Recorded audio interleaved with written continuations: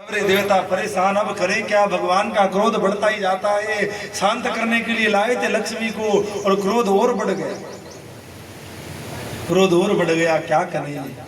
वहीं पर सनक सनंदन सनातन सनत कुमार खड़े थे जो भक्ति के रहस्य को जानते थे। उसने कहा भगवान का क्रोध ना ब्रह्मा शांत कर सकते हैं, ना शिव शांत कर सकते हैं, ना उनकी पत्नी लक्ष्मी शांत कर सकती है। इनको क्रोध आया क्यों है? एक भगत को पीड़ा पहुंचाने के कारण इनको क्रोध आया है। उस भगत को आगे कर दो।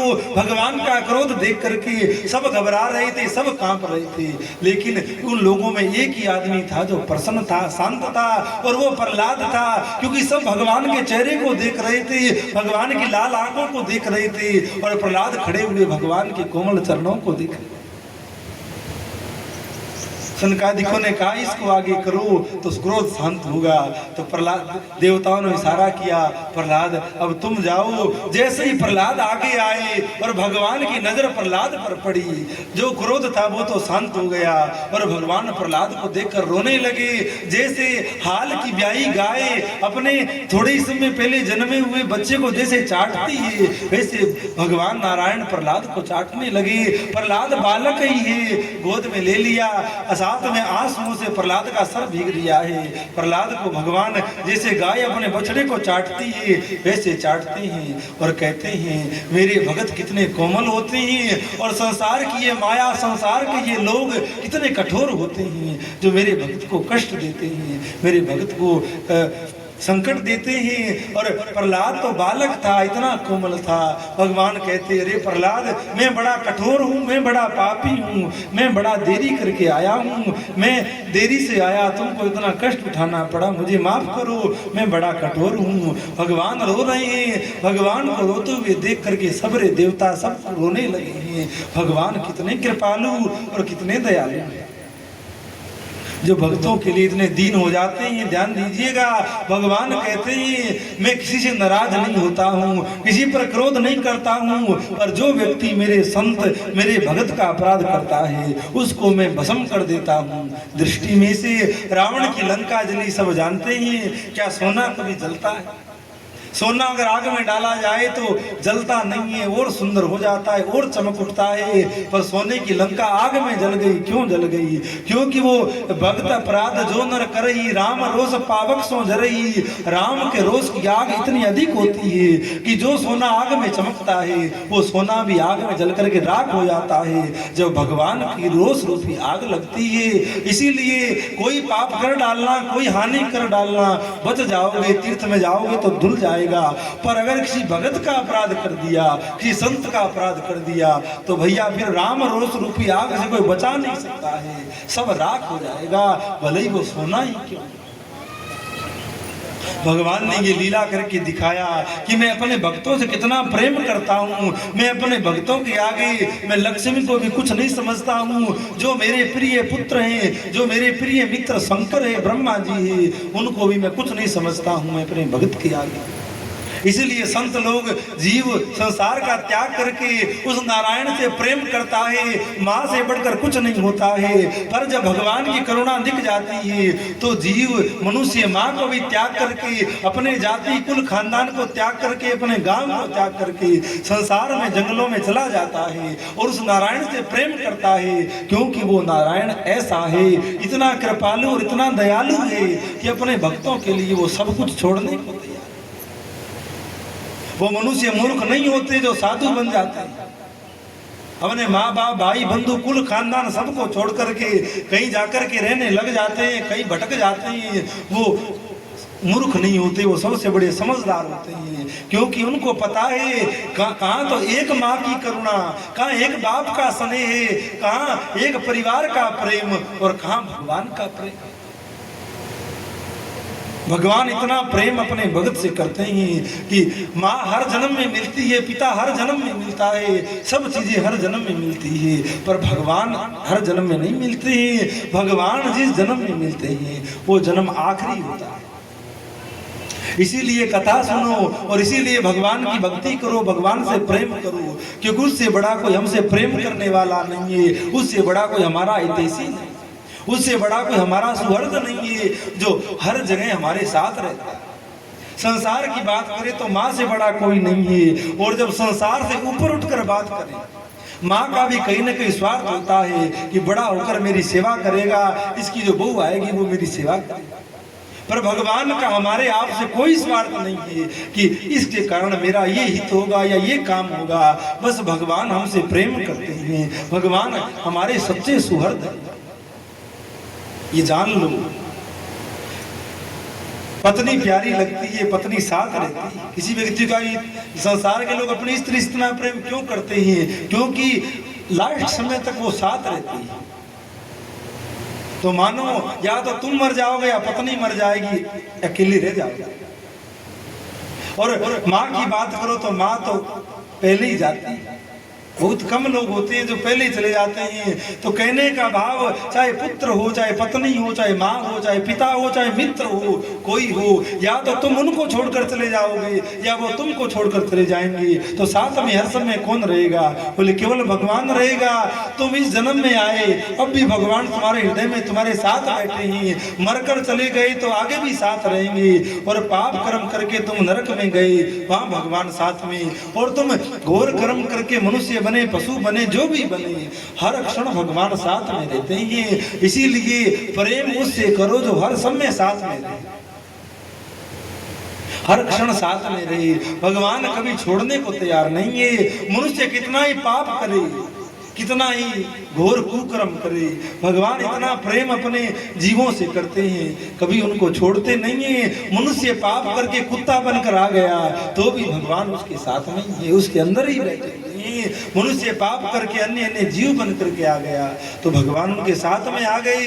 भगवान इतने मुलायजेदार हैं, भगवान हमारी इतनी गर्ज करते हैं। भगवान किसी भी हाल में हमको छोड़ने को तैयार नहीं है। पत्नी है, आप उसका कहना नहीं मानिए, वो कहीं वैसा नहीं करिए तो भैया वो भी छोड़कर चली जाती है। माँ है, वो कहीं वैसा नहीं करो तो संसार में सुना जाता है, माँ भी कह देती है कि बेटा मर क्यों नहीं जाता है, ऐसे बेटे से भला मैं बांझ रह जाती, माँ भी कह देती है। पर ये जीव कितना ही दुष्ट हो जाए, कितना ही पापी हो जाए, भगवान इसको छोड़ने को तैयार नहीं है। कई बार संत और भगवान का झगड़ा होता है। संत भगवान से पूछते हैं आप क्या कर सकते हो?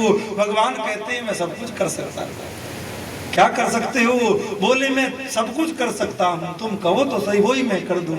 तो संत क्या कहते हैं? आप हमें छोड़ दो, हमें छोड़ दो या जीव को छोड़ दो।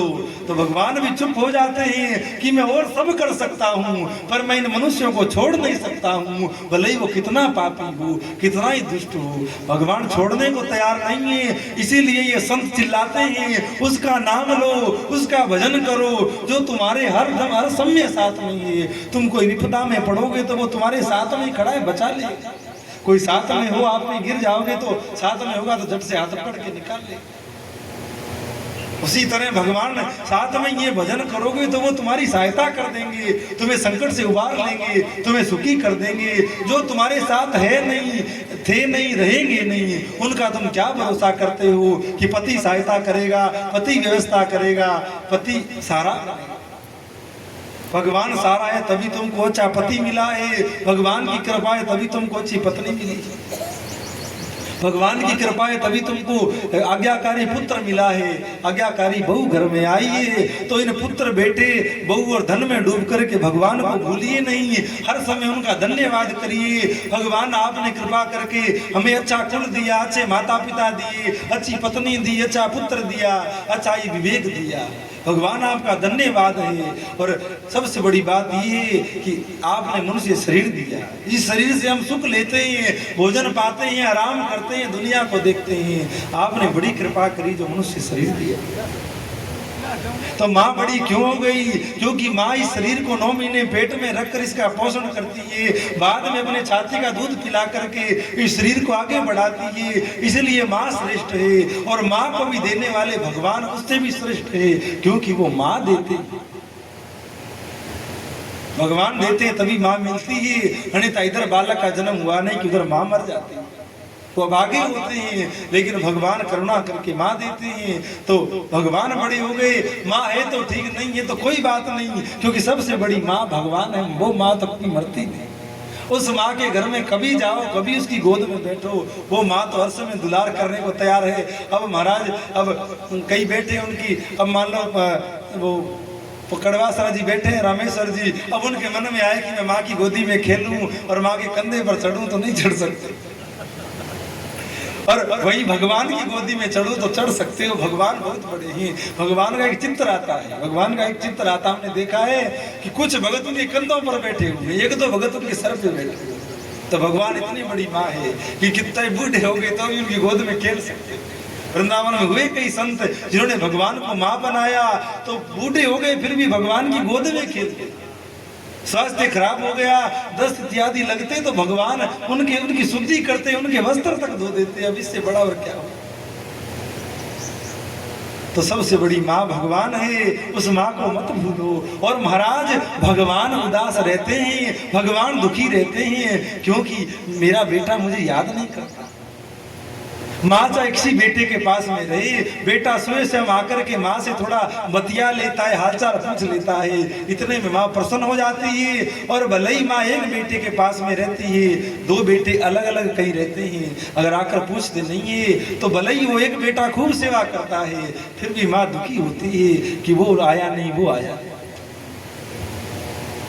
उसी तरह भगवान है, भगवान के घर में कोई कमी नहीं है। संत कहते हैं भगवान है, भगवान तो परिपूर्ण होते हैं, उनके घर में कोई कमी नहीं है। पर हमारी कमी हम ही दूर कर सकते हैं। एक माँ के 3 बेटे हैं, तो तीसरे नंबर का बेटा है, तो तीसरे नंबर की कमी तो वो तीसरे नंबर का ही बेटा पूरी करेगा। उसी तरह हम सोच लें कि भी और बेटे बहुत भगवान की सेवा कर रहे हैं, हम नहीं करेंगे तो कोई बात नहीं, ऐसा नहीं है। माँ के लिए जैसे सब बेटे एक जैसे हैं, वैसे ही सब जीव भी एक जैसे हैं। तुम नहीं गए तो तुम्हारी कमी तुम ही पूरी करोगे, कोई दूसरा तुम्हारा भाई पूरी नहीं करेगा। इसीलिए सब भक्ति करो, सब भगवान का नाम लो। अब एक बार एक मूर्ख आदमी ने हमसे पूछा, हमने कीर्तन किया कि गोविंद मेरो है, गोपाल मेरो है, तो उस मूर्ख आदमी ने कहा ये महाराज कह रहा है कि गोपाल मेरा है, तो गोपाल तो इसका है, तो फिर हमारा कहां से होगा। तो बात तो बड़ी मूर्खता भरी थी। लेकिन अगर आपके मन में भी हो तो हम कह दें भगवान इतने समर्थशाली हैं कि जितने जीव हैं उतने रूप धर सकते हैं, जितने प्राणी ये उतने ही अपने आप को बना सकते। ऐसे नहीं कि एक को मिल गए तो दूसरे को नहीं मिलेंगे। भगवान सबको एक साथ उसी क्षण मिल सकते हैं। जिस प्रकार सबकी माएँ, एक बेटा अपनी माँ के पास बैठा है, दूसरा बेटा अपनी माँ के पास बैठा है, वैसे ही एक समय में एक क्षण में भगवान सबके साथ आ सकते हैं, क्योंकि वो भगवान है, वो इतने रूप बना सकते। भगवान ने नरसिंह अवतार धारण करके और प्रहलाद को स्नेह किया और संसार को बता दिया तुम पापों से नहीं डरना, तुम और बातों से नहीं डरना, क्योंकि तुम कभी कभार भूले भटके गंगा में ना आए तो संसार में किए हुए पाप धुल जाएंगे। भूले भटके कभी गऊ को, ब्राह्मण को प्रणाम कर दिया तो पाप धुल जाएंगे। पर एक बात से डरना कि सपने से भी साधु ब्राह्मण गऊ इनका अपराध नहीं हो जाए, क्योंकि इनका अपराध तो कोई तीर्थ नहीं धो सकता है, कोई मंत्र जंत्र नहीं है जो जपने से इनका अपराध छूट जाए। कहने की बात इतनी है कि भगत के अपराध से बचना। भगवान को हम नहीं जानते, भगवान हमसे नाराज है तो मना लिए जाएंगे, भगवान राजी हो जाएंगे। पर अगर संत नाराज हो गए, गुरु नाराज हो गए, संत नाराज हो गए, तो भैया सपने में भी भगवान नहीं मिल सकते। तो श्रद्धा हो तो प्रणाम कर दो, श्रद्धा हो तो भोजन करवा दो, श्रद्धा हो तो दर्शन करने चले जाओ, श्रद्धा नहीं हो तो अपने घर में रहो, अपना काम करो, पर किसी साधु संत का अपराध नहीं करो, किसी भगत का अपराध नहीं करो। और भगत कोई छोटा बड़ा नहीं होता है, चाहे गांव में रह करके सामान्य धूपिया दिया अगरबत्ती करने वाला भी भगत है, और जंगलों में रहकर सब कुछ त्याग करके भक्ति करने वाला भी भगत है। किसी को भी भगतड़ा नहीं समझना, सब भगत है। अब कई बार देखा जाता है कोई गांव में कोई भगत है, कोई छोटा मोटा कुछ करता है अपना जैसा भी, धूपिया करे, कोई माला फेरे, तो लोग उसको, गांव के लोग उसको कुछ समझते नहीं, उसका उपवास उड़ाते हैं। तो ये बहुत बड़ा दोष है। और जो व्यक्ति के, जिस व्यक्ति के जीवन में भगत का और संत का अपराध ज्यादा बन जाता है, वो व्यक्ति जल्दी मर भी जाता है और मर कर के नरकों में चला जाता है। बड़े इतिहास इन प्रसंगों के आते हैं। यहाँ तक भगवान के स्वयं का वंश भी संतों के अपराध से नष्ट हो गया, भक्तों के अपराध से नष्ट हो गया। अगर किसी की दुर्गति होने वाली है, विनाश होने वाला है, सब संपत्ति घर का नाश होने वाला है, तो वो व्यक्ति जाकर के ब्राह्मणों से उलझता है, साधुओं से उलझता है, गौ सेवकों से उलझता है। वो कहावत तो सुनी होगी कि गीदड़ की मौत आती है तो गांव की ओर भागता है। उसी तरह अगर व्यक्ति का नाश होना होता है तो वो साधुओं से उलझता है, ब्राह्मणों से उलझता है, भक्तों से उलझता है। इसीलिए आप चाहे ब्रह्मा जी से भी नहीं डरना, यमराज से भी नहीं डरना, पर किसी भगत का अपराध करने से डरना। भले ही वो नकली भगत है कि असली भगत है, ये अपना काम नहीं है कि हम जांचें कि नकली है कि असली। वो काम तो भगवान का है। और सबसे बड़ी बढ़ाई भी यही हो जाती है, तुम कथा में बैठे हो तो भैया तुम भगत ही, तुम थोड़ा बहुत राम राम करते हो, मंदिर जाते हो, तो गांव के लोग यही कहेंगे भाई ये तो भगत जी है, ये तो मंदिर जाते हैं। तो सबसे बड़ी बढ़ाई और प्रशंसा यह बात की है कि तुम्हें कोई भगत कह दे। पर कई लोग कहते हैं कि महाराज हम तिलक नहीं लगाते। क्यों नहीं लगाते? क्योंकि लोग फिर कहते हैं भगत जी आ गए, भगत जी आ गए।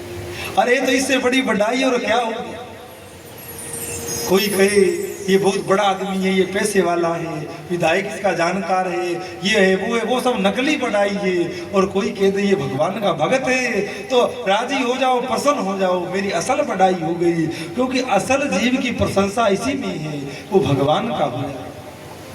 भले ही हुए नहीं पर लोग कहने लग गए तो प्रसन्न हो जाओ, हुए तो हम नहीं है, पर लोग कह रहे हैं भगवान के बड़े भगत हैं तो कभी न कभी बन जाएंगे, पर कहने में तो आ ही गए तो भी बड़ी बात है। तो असल प्रशंसा यही है कि हम भगवान के भक्त हैं। सुखदेव जी वर्णन करते हैं। इसके उपरांत प्रहलाद जी से भगवान कहते हैं मांगो, तुम जो दोगे वही मैं तुमको दे दूंगा। तुम कहो तो मैं तुमको अपना जो भगवान का जो पद है वो भी तुमको दे दूंगा, तुम मांगो। प्रहलाद जी ने कहा भगवान आपने मेरे लिए ये अवतार धारण किया, इतना क्रोध किया, यही मेरे लिए बहुत है। बड़ा आदमी छोटे मोटे लोगों की ओर देखता भी नहीं है, पर कभी कभार उनकी कोई बात की गौर कर ले, परवाह कर ले, दो चारों को फोन कर दे तो बड़ा हो जाता है।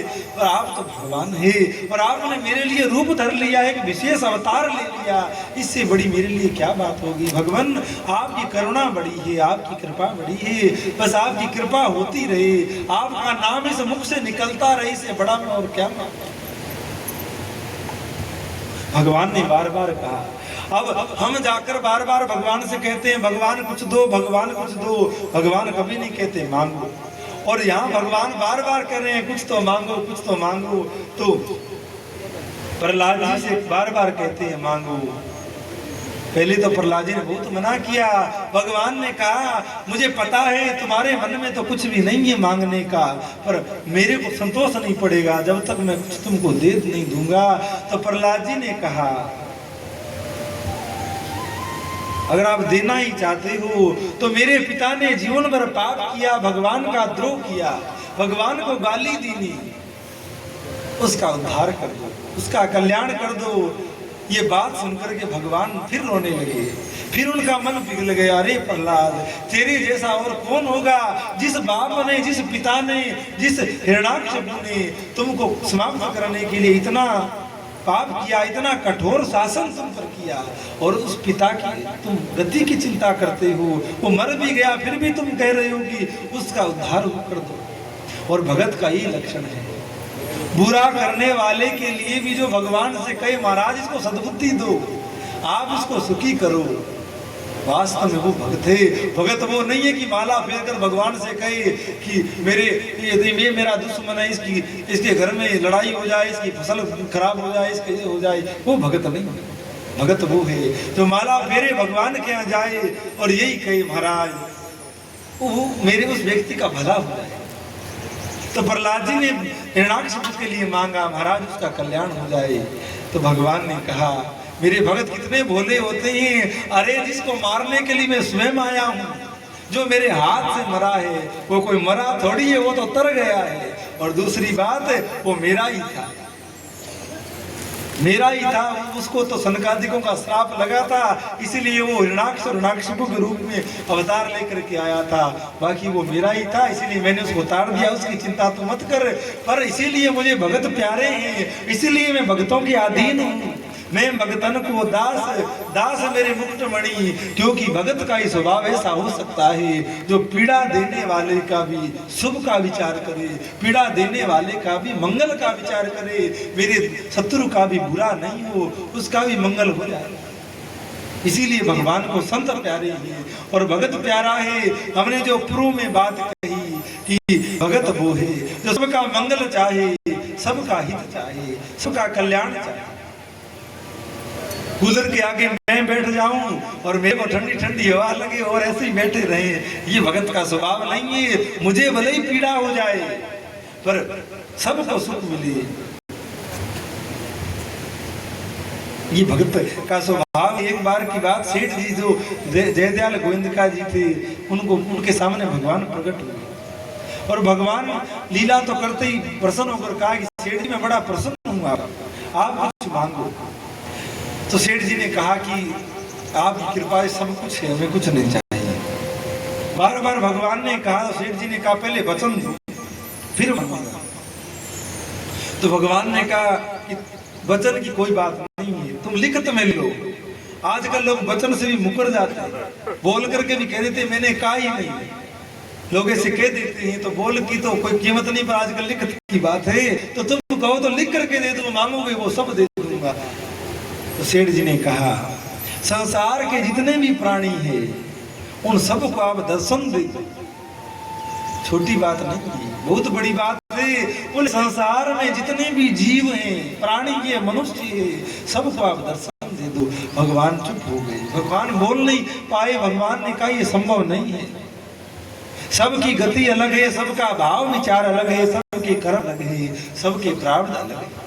ये मर्यादा भी नहीं है कि मैं एक साथ सबको दर्शन दे दूं, तो फिर संसार रहेगा नहीं। संसार अब सबको भगवान मिल गए तो यहाँ कौन रहेगा, सब भगवान के धाम चले जाएगा। तो सेठ जी ये तो नहीं हो सकता। तो सेठ जी ने कहा मैंने कब कहा था कि मुझे वरदान दो, आपने कहा मांगो मांगो कुछ ले लो। अब आपने कहा जब मैंने कह दिया कोई बात नहीं। पर भगवान को थोड़ी लज्जा लगी, बेइज्जती अनुभव हुई कि पहले तो भगवान कह रहे थे कि ले लो, लिखत में ले लो। अब महाराज लोग कई बार पहले तो बड़ी बड़ी बात करते हैं, मैं तेरे साथ रहूं तो कहोगा वही बोल दूंगा। और जहाँ चार लोगों के बीच में बोलने की बात आई तो बोले महाराज मैंने कब कहा था, मैंने कब कहा था, मैं कह दूं। तो भगवान को लगा कि पहले तो मैंने कह दिया कि मांग लो और अब कहता हूँ कि ऐसा संभव नहीं है, क्या करूं। तब भगवान ने कहा सेठ जी ये तो संभव नहीं। क्यों संभव नहीं है? क्योंकि सबके प्रारब्ध है, सबके जीवन में कष्ट है और भगवान मिलने के बाद में कोई कष्ट जीवन में रहता नहीं। और उसके जीवन में तो कष्ट रहता ही नहीं है। जिसको भगवान मिल जाए वो चाहे तो सबका कष्ट दूर कर सकता है। जैसे अखिल भारती जी, उनको तो भगवान मिल ही गए, पर वो चाहते हैं उस पर कृपा करते, वो चाहते हैं उसको ध्यान करते, आज भी कर रहे हैं। तो सेठ जी ने कहा महाराज ऐसी बात है तो सब दुख भी मुझे दे दो, पूरे संसार के प्राणियों का जो कष्ट है, जो प्रारब्ध है, वो मुझे दे दो और मुझे नरक में डाल दो, मैं वो भोगता रहूं। एक बार जनक जी कोई कारणवश जीवन में कोई बात ऐसी बनी कि उनको नरक के बीच से ऊपर जाना पड़ा। नरक में नहीं गए लेकिन उस गली से जाना पड़ा। तो जैसे ही जनक जी गली से जाने लगे तो बड़ी जोर जोर की, नरक में तो हाय तौबा ये सब होता है, तो आवाज आ रही थी। और जैसे ही जनक जी उधर से निकले, जनक जी के शरीर से लग कर के हवा जब उस नरक में फैली तो नरक में शांति हो गई, सब जीवों को सुख मिला जो नरक में पड़े। तब जनक जी ने पूछा कि जब मैं आ रहा था तो मैंने सुना कि सब लोग चिल्ला रहे थे, हाय तौबा मार रहे हैं, काट रहे हैं, से आवाज आ रही थी, और अब सब शांत है, सब प्रसन्न है, क्या बात है? तो उन्होंने कहा कि आप पुण्य आत्मा हो, धर्मात्मा हो। देखिए व्यक्ति सबको सुख देता है,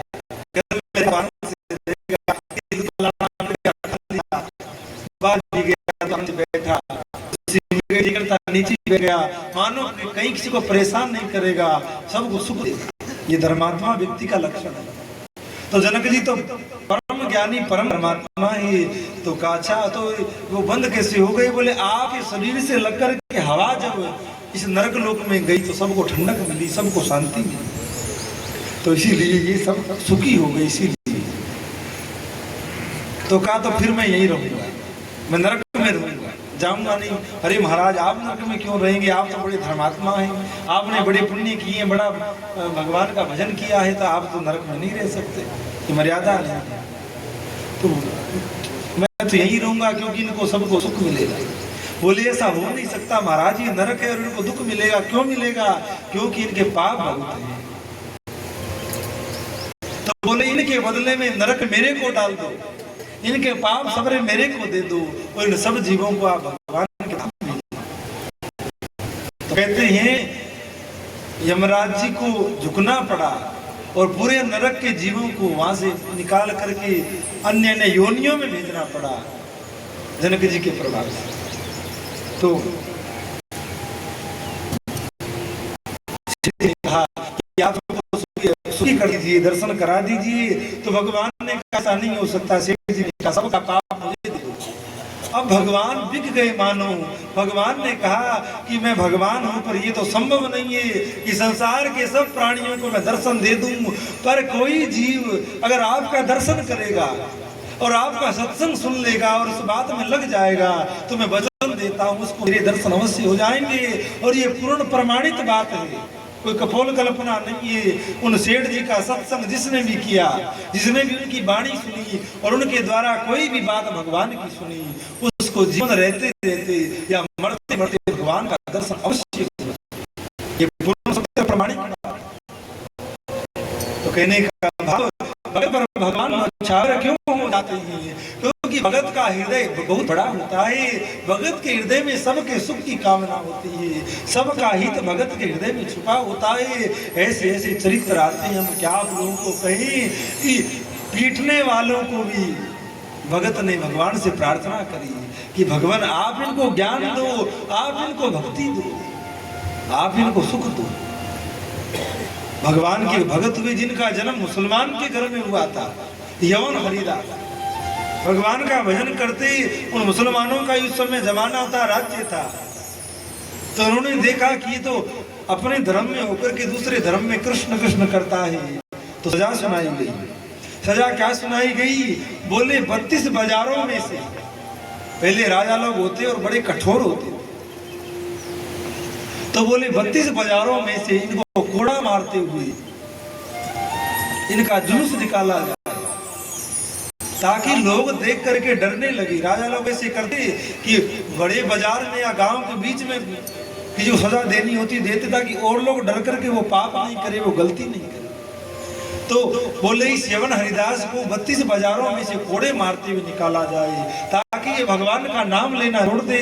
और वो भगत ऐसे थे, दिन में 3 लाख नाम वो भगवान के रोज लेते थे। भगवान का दिव्य प्रेम, भले ही शरीर उसका मुसलमान का था, पर भगवान का दिव्य प्रेम, भगवान का दिव्य सामर्थ्य उनके अंदर प्रकट हो गया था। हरे कृष्ण कृष्ण कृष्ण हरे हरे, हरे राम राम राम हरे हरे। इसको वो एक नाम मानते। इस तरह करके वो 3 लाख नाम भगवान के रोज लेते। अब 3 लाख नाम दिन भर लेते रहते, तब 3 लाख नाम होते। थोड़ी देर बैठते हो जाता नहीं, दिन भर बैठकर वो जप करते थे। उन मुसलमान कसाईयों ने बड़े मोटे बांस के बेत लीने और बाजारों में से घुमाते हुए कोड़े मारते जाते और बाजारों में से घुमाते, ताकि लोग देखकर कोई भगवान का नाम नहीं लेवे। पर भैया उनको भगवान के नाम की माधुर्यता इतनी अधिक चढ़ी हुई थी, उधर जोर से कोड़ा पड़ता, उधर से भगवान का नाम निकलता। जितना जितने जोर से कोड़ा पड़ गया है उतने ही प्रेम के साथ में, पीड़ा के साथ में भगवान का नाम निकलता। हरे कृष्ण कृष्ण कृष्ण हरे हरे, हरे राम राम राम हरे हरे।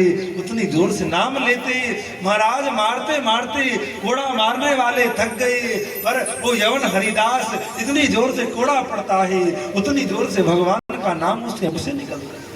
आखिर में वो भी कहने लग गए, अरे तू किस मिट्टी का बना है, हम मारते मारते थक रहे हैं और तू भगवान का नाम लेते हुए नहीं थकता है।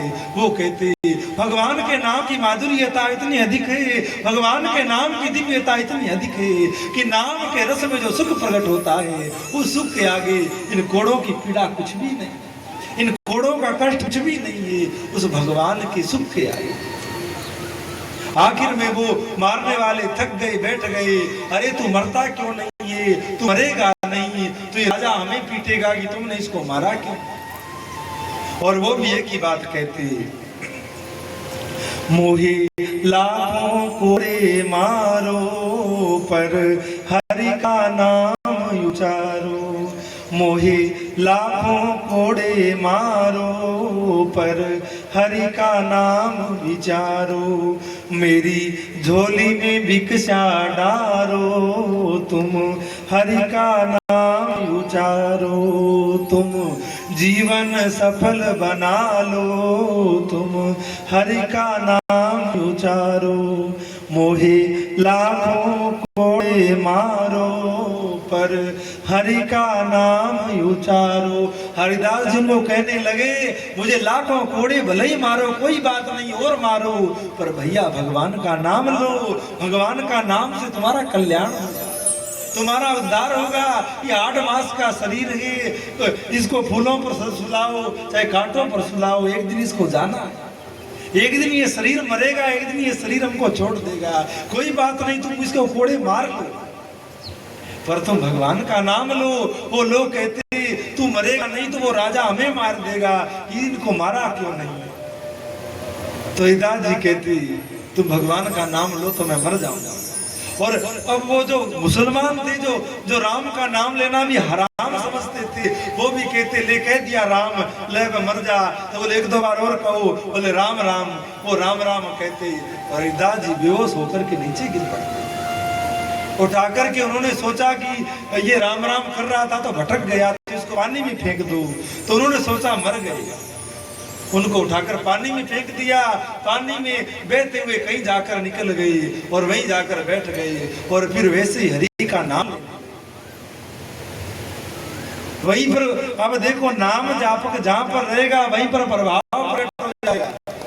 अब लोग करके देखना, संत लोग क्या करते हैं, भजन करे पाताल में प्रगट होता आकाश, दाबी दूबी नाय दबे कस्तूरी की बात। अगर कोई भाग्यशाली जीव अपने घर में एकदम अंधेरे में, जैसे काशी राम जी की माता जी घर में बैठ करके खूब राम राम माला फेरती है, वैसे कोई कितना ही छुप कर के पाताल में बैठ करके भी राम राम करेगा तो उसका प्रभाव आकाश में दिखाई देगा।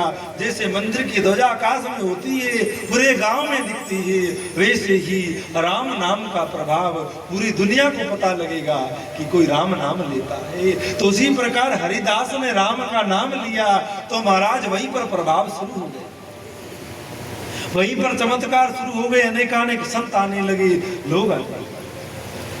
अब वहां पर भी एक दुष्ट रहता था, उसने सोचा इसको बदनाम करो, अगर इसी तरह भीड़ आती रही तो सब लोग हिंदू हो जाएंगे, भगवान का भजन करने लगेंगे। तो उसने सोचा इसको बदनाम करो। संत पर संसार के किसी भी पदार्थ का भाव का प्रभाव नहीं पड़ता है। बात तो हल्की है, पर आप लोग भगत हो समझने के लिए कह देते हैं। एक तुलसी नाम की वेश्या, दुष्ट व्यक्ति था, वो उसके पास गया, भी हम तेरे को धन देंगे, तू साधु को बदनाम कर। सच्चे साधु को दुनिया बदनाम करती है और उतनी ही भगवान की कृपा से उस साधु की कीर्ति हो जाती है, उसका प्रचार हो जाता है, वो साधु सच्चा होता है। वो वेश्या बड़ी सरदर्द करके गई। अब हरिदास जी भगवान का नाम लेते, अब देखो 3 लाख जब नाम लेते तो उनको रात और दिन में मात्र 2 घंटे का समय मिलता। उस 2 घंटे में वो नींद भी ले लेते, भोजन भी कर लेते और आराम भी कर लेते। 24 घंटों में 3 घंटे 2 घंटे मात्र वो भोजन करते और लघु शंका इत्यादि सब 2 घंटे में कर लेते। उसके बाद दिन रात हरे राम राम राम हरे हरे, हरे कृष्ण कृष्ण कृष्ण हरे हरे का जप करते। वेश्या बड़ी सद्दत करके बाबा की कुटिया में गई, बैठी रही। ये बाबा माला छोड़े तो मैं आते बात करूं। सुबह जाकर के बैठी थी, शाम हो गई, राम राम करते रहे। आखिर में वो भी थक करके चली गई। दूसरे दिन फिर नया श्रृंगार करके फिर आई। साधु फिर उसी तरह भजन करते रहे। अब महाराज 3 दिनों तक वो आती। एक दिन हरिदास जी ने सोचा ये 3 दिन से परेशान हो रही, आते पूछूं ये क्यों आ रही है। तो एक दिन 2 घंटे का जो समय मिलता है उसको छोड़कर, माला छोड़कर पूछा, तेरी बेटी तो 3 दिन से रोज आ रही है, क्या बात है तेरे को, क्या पूछना है। अब महाराज 3 दिन से वो आ रही थी और सिद्ध पुरुष थे, भगवान का नाम उसके कान में गिरा था। तो जो भाव, जो वेश्यावृत्ति लेकर वो आई थी, वो भाव उसका शुद्ध हो गया, वो मन उसका पवित्र हो गया। उसने कहा बाबा मैं तो आपको डिगाने आई थी, मैं बड़ा सुंदर नृत्य करती हूँ, मैं तो नाचने आई थी कि मैं नाचूं और ये बाबा मेरा दर्शन करे। उस बाबा ने कहा कि मेरी भोली बेटी तू ये क्या कह रही है। अरे जिसने श्री कृष्ण को नाचते हुए देख लिया हो, जिसके रोम रोम में श्री कृष्ण नृत्य करता हो, वो तुम्हारे इस हाड़ मास के नृत्य को क्या देखेगा, इस हाड़ मास की मुद्राओं को क्या देखेगा। जिसने नाचते हुए भगवान को देख लिया हो, वो नाचती हुई स्त्री का क्या दर्शन करे। उसका मन पवित्र हो गया। अब वो बोली बाबा और मेरे पर भी कृपा करो, मैं भी नाचते हुए कृष्ण को देखना चाहती हूँ। उसका जीवन एकदम पाप में था, दुष्ट जीवन था, वो वेश्या थी। पर एक साधु का संग करके उसको भी पता लग गया ये जीवन मैंने व्यर्थ बिता दिया। बाबा वो कृष्ण का नाचता हुआ कब दिखता है। तो बाबा ने उसको मंत्र बता दिया और बेटी इस कुटिया में रह, मैं जाता हूँ। हरिदास जी तो कहीं और चले गए। वो वेश्या ने, जिसके बड़े सुंदर बाल थे, बड़ी सुंदर दिखने में दिखती थी, बड़ा उसका नाम था, लेकिन उसने अपने केस मुंडवा ली, जहाँ वो सुंदर सुंदर वस्त्र पहनती थी, सफेद और गेरुए रंग की साड़ी पहन करके कुटिया में बैठ गई और हरे कृष्ण कृष्ण कृष्ण हरे हरे, हरे राम राम राम हरे हरे का जप करने लगी। दुष्टों ने देखा हमने भेजा था साधु को भटकाने का, ये खुद ही भटक गई, ये खुद ही संत हो गई और भजन करने लगी।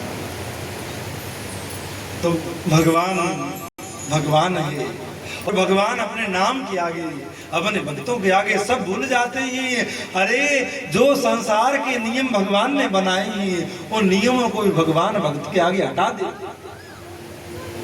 चैतन्य, अब इन्हीं हरिदास जी की जो कथा सुनाई, इनके गुरुदेव चैतन्य महाप्रभु थे, जो साक्षात भगवान के अवतार थे। इनका बड़ा दिव्य, आज से 500 वर्ष इनका जन्म हुआ था। साक्षात राधा कृष्ण मिलित तनु लेकर के चैतन्य महाप्रभु के रूप में प्रकट हुए थे। गौरांग सुंदर सची नयनामि रामम, राधा कृष्ण ब्रजेंद्र तनयो भय रूपम एकम। दोनों राधा कृष्ण एक रूप होकर के इसी कलिकाल में बंगाल की धरती पर, उड़ीसा की धरती पर भगवान के रूप में प्रकट हुए थे। साक्षात भगवान का सुंदर गौर वर्ण प्रकट हुआ। उन्होंने प्रकट होकर के नाम का प्रचार किया। सब जीवों को कहते भैया नाम लो, नाम से बढ़कर कुछ नहीं है, नाम लोगे तो तुम्हारा जन्म सफल हो जाएगा। तो वो नाम का प्रचार करते हुए थोड़ी अवस्था में उन्होंने संन्यास लिया। महाराज उन चैतन्य महाप्रभु का स्वरूप इतना सुंदर था कि जो नाई उनका मुंडन करने बैठा, वो नाई भी बेहोश हो गया। इतने सुंदर केस है जो मैं काट लिया। उन्होंने कम आयु में सुंदर पत्नी को त्याग करके, घर संसार को छोड़ करके संसार में भ्रमण किया और भगवान के नाम का प्रचार किया। साक्षात भगवान संन्यास वेश धारण करके नंगे पैर गांव गांव चलते हुए जीवों को चिताते। अरे इन संसार की माया में डूब करके अपने इस कीमती जीवन को व्यर्थ में मत बिताओ, भगवान का नाम लो, भगवान का नाम। वो केवल कहते नहीं थे, उनके अंदर नाम का प्रभाव इतना प्रकट था कि वो किसी को छू देते थे तो उसी के अंदर भगवान का नाम प्रकट हो जाता था, भगवान का वो रस प्रकट हो जाता। दोनों हाथ उठा करके कीर्तन करते थे। तो महाराज जहाँ पर कीर्तन होता था वहां पर रहने वाले पेड़, वहां पर रहने वाले सांप, बिच्छू, कुत्ता, वो सब भी कीर्तन में नृत्य करते थे। नीम के पेड़, नीम के पत्तों से भी शहद टपकने लगता था जब वो खड़े होकर के नृत्य करते थे, कीर्तन करते थे। तो नारायण प्रचार करते हुए जा रहे थे, रास्ते में एक व्यक्ति मिला जो छाछ बेच रिया था। एक बड़े घड़े में उसने छाछ रखी थी, सर पर रख रखी थी। भैया कोई छाछ ले लो, भैया कोई छाछ ले लो। चैतन्य महाप्रभु मिले, अरे भैया मुझे भूख लगी है, छाछ पिला। तो देखता रह गया, अरे इतनी नई उम्र का साधु, इतना सुंदर व्यक्ति मैंने आज तक नहीं देखा। ले बाबा छाछ पी ले। महाराज उसके अंदर 10 किलो छाछ थी। चैतन्य महाप्रभु मुख से लगा करके पूरी छाछ पी गए। वापिस घड़ा उसके हाथ में दे दी ना। अब वो बोला बाबा कछु पैसा तो दो, इतने पैसे की छाछ थी। चैतन्य महाप्रभु ने कहा हम विरागी हैं, हम साधु हैं, मेरे पास पैसा नहीं है, मेरे पास धन नहीं है, मैं कहां से दूं। पहले तो बोला अरे पहले बताना था पैसा नहीं है, छाछ पी गया, अब कहता है पैसा नहीं है। पर कोई बात नहीं, तुम साधु हो, साधु को पिलाया तो ठीक है, कोई बात नहीं। मन में करते हुए जाने लगा, आज तो बड़ा सुंदर साधु का दर्शन हुआ, आज बोनी तो नहीं हुई पर साधु का दर्शन हो गया। साधु ने वो छाछ पी ली नहीं। अब महाराज वो व्यक्ति उस घड़े को सर पे रख करके अपने घर की ओर बढ़ने लगा। जैसे जैसे पैर रखता जाता था वैसे वैसे घड़े में वजन बढ़ता जाता था। घर लेना मुश्किल हो गया। जैसे घर के दरवाजे तक पहुंचा, घड़े में इतना वजन हो गया कि संभाल नहीं पाया, घड़ा नीचे पटक दिया। जो नीचे घड़ा पटका तो महाराज घड़े में सुंदर सुंदर रत्न, कीमती आभूषण, हीरे जवाहरात भरे। उम्र भर छाछ बेचता तो एक सिक्का उसको सोने का नहीं मिलता, पर एक साधु ने छाछ पी ली नहीं तो वो घड़ा ही सोने, हीरे, चांदी, पन्नों से भर दिया।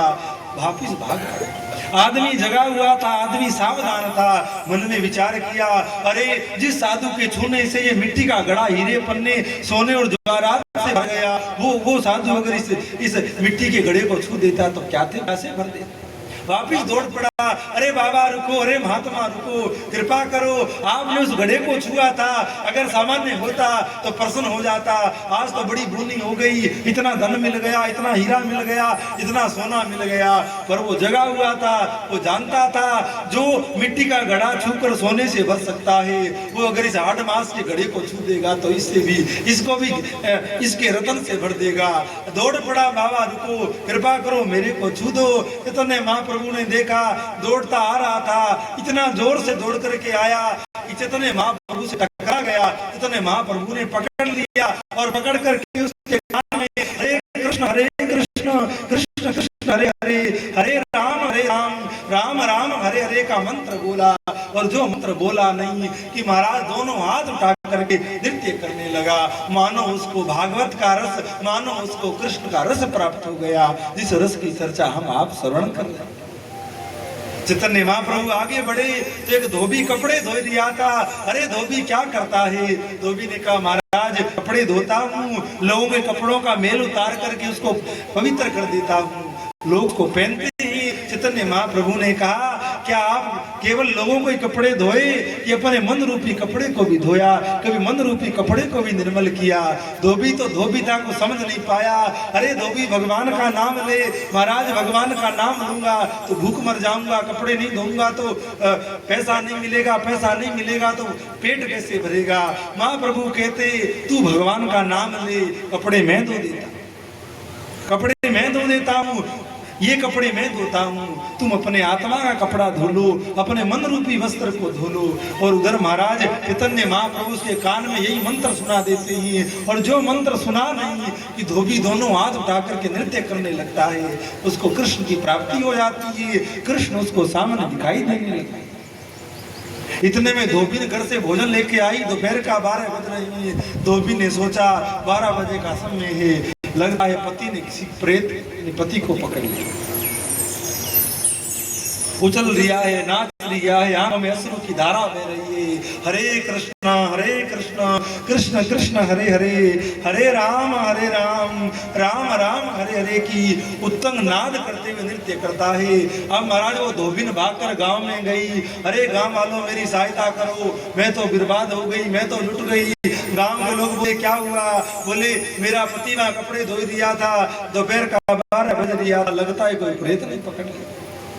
गांव के भले आदमी दो चार दौड़ करके आए, कहाँ है? और महाराज वो तो नाच लिया था। गांव वालों ने आकर उसको पकड़ने लगे।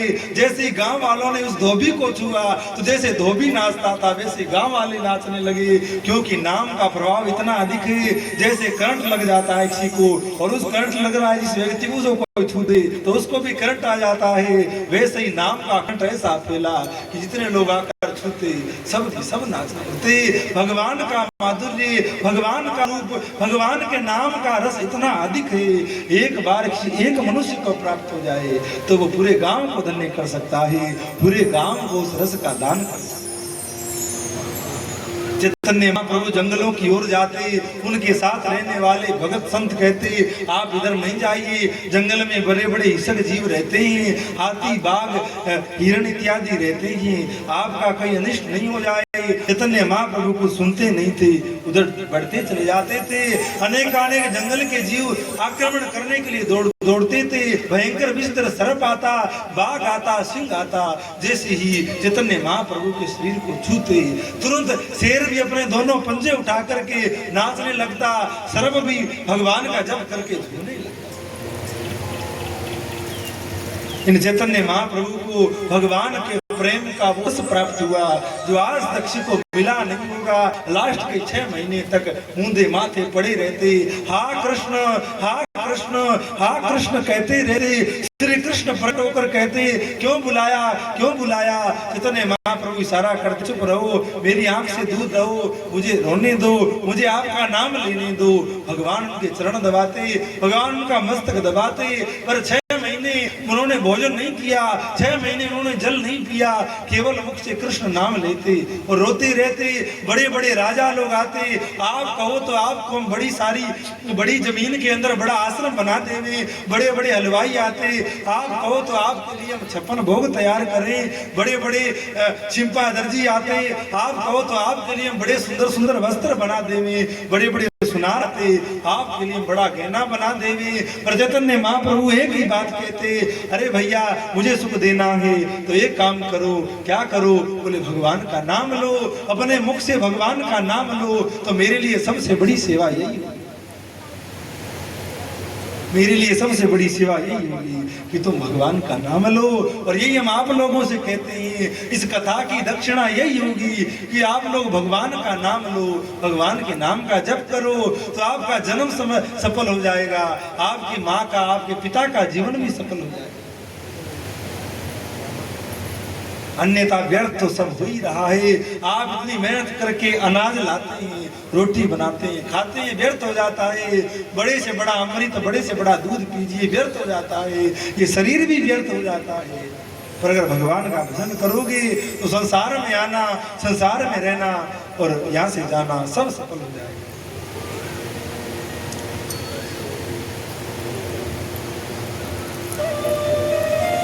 भगवान का नाम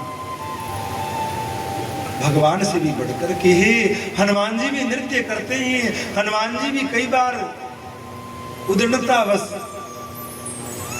कल्याणा नाम निधानम कलिमल मतनम पावनम पावना नाम पाथेयम यन मुक्षो शब्दी पर पद प्राप्त है। श्री राम नाम स्वयं हनुमान जी ही राम जी की अवहेलना कर देते हैं। राम के नाम के आगे एक समय की बात है, राम जी अपने दरबार में बैठे हैं, पूरी दरबार, पूरी सभा लगी हुई है, सबरे विभीषण, लक्ष्मण, भरत, शत्रुघ्न, माँ सीता सब वहां पर विराजे। भगवान ने पूछा है सब लोगों से, आप लोग बताइए क्या मेरे से बढ़कर के भी कोई तत्व है? क्या भगवान से बढ़कर के भी कोई वस्तु है? सब लोगों ने एक स्वर में कहा भगवान से बढ़कर के क्या हो सकता है? भगवान से बढ़कर कुछ भी नहीं है, भगवान तो भगवान है। तो भगवान आपसे बढ़कर कौन होगा? आप ही सबसे बढ़कर हो। लेकिन वही हनुमान जी बैठे थे। हनुमान जी ने कुछ कहा नहीं, बस थोड़े से हंस दिए। थोड़े से हंस दिए। और हंसी भी कई प्रकार की होती है, देखने वाला समझ लेता है प्रसन्न होकर हंस रहा है कि नाराज होकर हंस रहा है कि अवहेलना में हंस रहा है। तो हनुमान जी की हंसी कुछ संशय ली हुई थी, तर्क ली हुई थी। और राम जी ऐसे हैं जिनकी नजर हनुमान जी पर ही रहती है। हनुमान जी एक क्षण भी अपनी नजर राम जी से हनुमान जी से हटाते नहीं है। अरे जब हनुमान जी राम जी की ओर देखते हैं तो राम जी इधर उधर देखने लगते हैं, और जब हनुमान जी इधर उधर देखते हैं तो हनुमान जी राम जी एक टक हनुमान जी को ही दिखते हैं। राम जी ने कभी हनुमान जी से नजर नहीं मिलाई। नजर क्यों नहीं मिलाई है? क्योंकि राम जी अपने आप को हनुमान जी का इतना बड़ा कर्जदार मानते हैं। किसी का कर्जा लिया और कर्जा पूरा नहीं हो तो शादी के फिर नजर मिलाकर बात होती थी। तो मानो राम जी कहते हैं हनुमान मैं तेरा इतना बड़ा कर्जदार हूँ कि मैं तेरे से नजर मिला नहीं सकता हूँ। वो कर्जा किस बात का है? क्या हनुमान जी ने को 2-3 लाख रुपए लिए हैं राम जी से? राम जी ने को 2-3 लाख रुपए लिए हैं क्या हनुमान जी से कि राम जी हनुमान जी के कर्जदार हो गए? तो किस बात का कर्ज है? हनुमान जी राम जी के नाम में डूब करके जब श्री राम जय जय राम का जप करते हैं, और वो जब भी इतना करते हैं कि राम जी भी उस नाम के बदले हनुमान जी के कर्जदार हो जाते हैं, हनुमान जी के ऋणी हो जाते हैं। तो हनुमान जी जब राम जी की ओर देखते हैं तो हनुमान राम जी इधर उधर देखते हैं, और जब हनुमान जी का ध्यान राम जी के चरणों में होता है तो राम जी केवल हनुमान जी की ओर देखते हैं। तभी तो वो लखबीर संग लखा गाता है कि राम ना मिले हनुमान के बिना, और हनुमान ना मिले राम नाम के बिना। राम राम करोगे तो हनुमान जी मिल जाएंगे, और हनुमान जी मिलेंगे तो राम जी मिल जाएंगे। तो सभा में राम जी बैठे हैं, हनुमान जी बैठे हैं। राम जी ने पूछा क्या मेरे से बड़ा कोई है? सबने एक स्वर में कहा आपसे बड़ा कौन हो सकता है? लेकिन हनुमान जी कुछ नहीं बोले, ने थोड़ा सा हंस दिए। राम जी ने देखा अरे हनुमान सबने कहा तुमने नहीं कहा, क्या मेरे से बड़ा भी कोई है? क्या तुमको लगता है कि मेरे से कोई बड़ा है? तो राम जी तो ये सुनना ही चाह रहे थे। हनुमान जी ने हाथ जोड़े, महाराज मैं कहूंगा तो छोटा मुंह और बड़ी बात होगी, आप मुझे क्षमा करिए। राम जी ने कहा नहीं नहीं हनुमान कहो, क्या बात है? तुमने ये कहा भी नहीं और तुम थोड़े हंसे भी। हंसे किस लिए बताओ? तब हनुमान जी ने कहा मुझे माफ करिए, आपसे बढ़कर के भी कुछ है, आपसे बढ़कर के भी कोई है। सब लोग आश्चर्य में पड़ गए, इधर देखने लगे, अरे ये हनुमान कैसा मूर्ख है? भगवान को कह रहा है कि आपसे बड़ा कोई, और भगवान से बढ़कर कोई हो सकता है? क्या आप लोग कहिए, क्या भगवान से बड़ा कोई है? तो हनुमान जी ने कहा भगवान आपसे बड़ा आपका नाम है। वो कैसे? बोले आप प्रकट होते हो, लीला करते हो, जीवों का उद्धार करते हो, तो वो जीव गिनती के होते हैं। आप राम बनकर अयोध्या में आए तो अयोध्या के लोग तर गए, आप वनवास में गए तो वन में रहने वाले ऋषि महात्मा कोल भील तर गए, आपने जाकर रावण और रावण के खानदान का वध किया तो वो खानदान तर गए। 1000 तर गए होंगे, 20,000 तर गए होंगे, लाख लोग तर गए होंगे, 2 लाख तर गए होंगे। तो भगवान आपने तो 2 लाख 5 लाख 10 लाख को तारा होगा, पर आपके राम ने इतना तारा होगा। राम के नाम ने इतने तारे, बोले जितने ना नभ में तारे हैं इतने तो आकाश में भी तारे रहेंगे जितने राम नाम ने तारे होंगे। तो भगवान आपसे बढ़कर के आपका नाम कालग करूं मैं नाम बढ़ाई, राम न सकई नाम गुण गाई। स्वयं राम जी भी अगर अपने नाम की बढ़ाई करना चाहिए तो भी कुछ कह नहीं सकते हैं। कहने का अनेक प्रसंग प्रकट होते हैं, जिन प्रसंगों में राम नाम की महिमा प्रकट होती है। प्रहलाद जी के चरित्र से यही जानना चाहिए कि भगवान से बढ़कर के भगवान के नाम का सामर्थ्य है। प्रहलाद जी ने भगवान का नाम का आश्रय लिया तो बड़ी से बड़ी पीड़ा से वो बच गए। अंत में भगवान स्वयं प्रकट हो गए, और जिस पिता ने प्रहलाद जी को कष्ट दिया है उस प्रहलाद को भी तार दिया। भगवान ने कहा प्रहलाद तू कहता है कि मेरे पिता को तार दो, तो मेरे गले में जो तू ये आंतें देख रहा है ना, ये आंतें तेरे पिता की है। जिसके शरीर की आंतों को माला बनाकर मैंने गले में धारण कर लिया हो, वो व्यक्ति अब कहाँ जाएगा? भगवान के धाम में चले गई। और नारद जी युधिष्ठिर को सुना रहे हैं, सुखदेव जी परीक्षित को सुना रहे हैं, सूत जी शौनकादिकों को सुना रहे हैं कि भगवान पक्षपात नहीं करते। भी लीला देखो तो लगता है कि भगवान पक्षपात करते हैं, रावण को मारते हैं, कंस को मारते हैं, हिरण्याकशिपु को मारते हैं, हिरण्याक्ष को मारते हैं। लेकिन गहराई की बात ये है, भगवान मारते नहीं है, भगवान तारते हैं। मानो भगवान ने तारा है। तो सुखदेव जी कहते हैं इस प्रकार भगवान अपने जीवों का उद्धार करते हैं। अब कथा तो बहुत आगे बहुत बड़ी है, अभी तो दूसरे तीसरे दिन की कथा ही चल रही है, और वैसे दिवस आज छठा है, कल कथा विश्राम है। तो कल की कथा को थोड़ा छूते हुए आगे बढ़े। कल आपने श्री कृष्ण की बाल लीला का श्रवण किया। भगवान ने अनेकानेक असुरों का वध किया, माखन चोरी लीला करी। एक दिन की बात है, माखन चोरी करते हुए कुलाने हदकाने लगे, माँ यशोदा दुखी हो गई। एक दिन लाला ने कही, मैया मुझे भूख लग रही है, ने कछु दूध कोई माखन कोई घृत मुझे ला करके दे। तो माँ ने कहा, ने अभी कछु काम है वो कर लूं, उसके बाद तो कुछ दूध दूंगी। तो ठाकुर जी को क्रोध हो आया कि मेरे को छोड़ करके ये दूसरे कामों को भाग दे रहे हैं। ध्यान दीजिएगा, भगवान को क्रोध कब आता है, भगवान नाराज कब होते हैं? जब ये मनुष्य, जब ये जीव भगवान को मुख्यता नहीं दे करके पैसे को या संसार के अन्य कामों को मुख्यता देता है, तो भगवान नाराज हो जाते हैं, दुखी हो जाते हैं। इसीलिए भगवान पहले नंबर की बात है। जीवन में पहले नंबर पर भगवान होने चाहिए। पहली बात घर में भगवान होनी चाहिए। अगर घर बनाना है तो पहली बात मंदिर की होनी चाहिए कि मेरे भगवान कहाँ बैठे। पर आजकल तो बड़ी विडंबना है, कमरा कहाँ बनेगा, और ड्रेसिंग रूम कहाँ बनेगा, शयन कहाँ बनेगा, मेहमान कहाँ बैठेंगे, डोकरी कहाँ रहेगी, हम कहाँ रहेंगे, सब व्यवस्था कर लेते हैं। और लास्ट में कहते हैं अरे मंदिर की तो जगह ही भूल गए, मंदिर कहाँ बना। इसीलिए दुखी है। और तो बने नहीं बने, मेरे भगवान का कमरा, मेरे भगवान का स्थान पहली बार बने। तो कहने का भाव, भगवान का स्थान पहले नंबर पर होना चाहिए, मुख्य नंबर पर होना चाहिए, अन्यथा भगवान नाराज हो जाते हैं। आज यशोदा ने भगवान को दूध पिलाने की बजाय और काम को मुख्यता दी, तो कृष्ण नाराज होकर ठाकुर जी ने एक छड़ी ली थी, और यशोदा माँ की ददिया सास के जमाने के जो माट मटका थी वो कन्हैया ने फोड़ दी। जैसे कई घरों में होता है ना कि मान लो कि परदादी सरदादी के हाथ का कुल्हड़ घर में होता है, या उसके हाथ का कोई बर्तन घर में होता है, और नहीं तो कोई संदूक ही होता है, बोले हमारी परदादी का, ऐसे लोग बताते हैं। कई बार कई घरों में जाते हैं, तो वैसे ही मानो यशोदा की ददिया सास के जमाने का जो माट मटका थी, जो हंडिया थी, वो एक तरफ रखी हुई थी।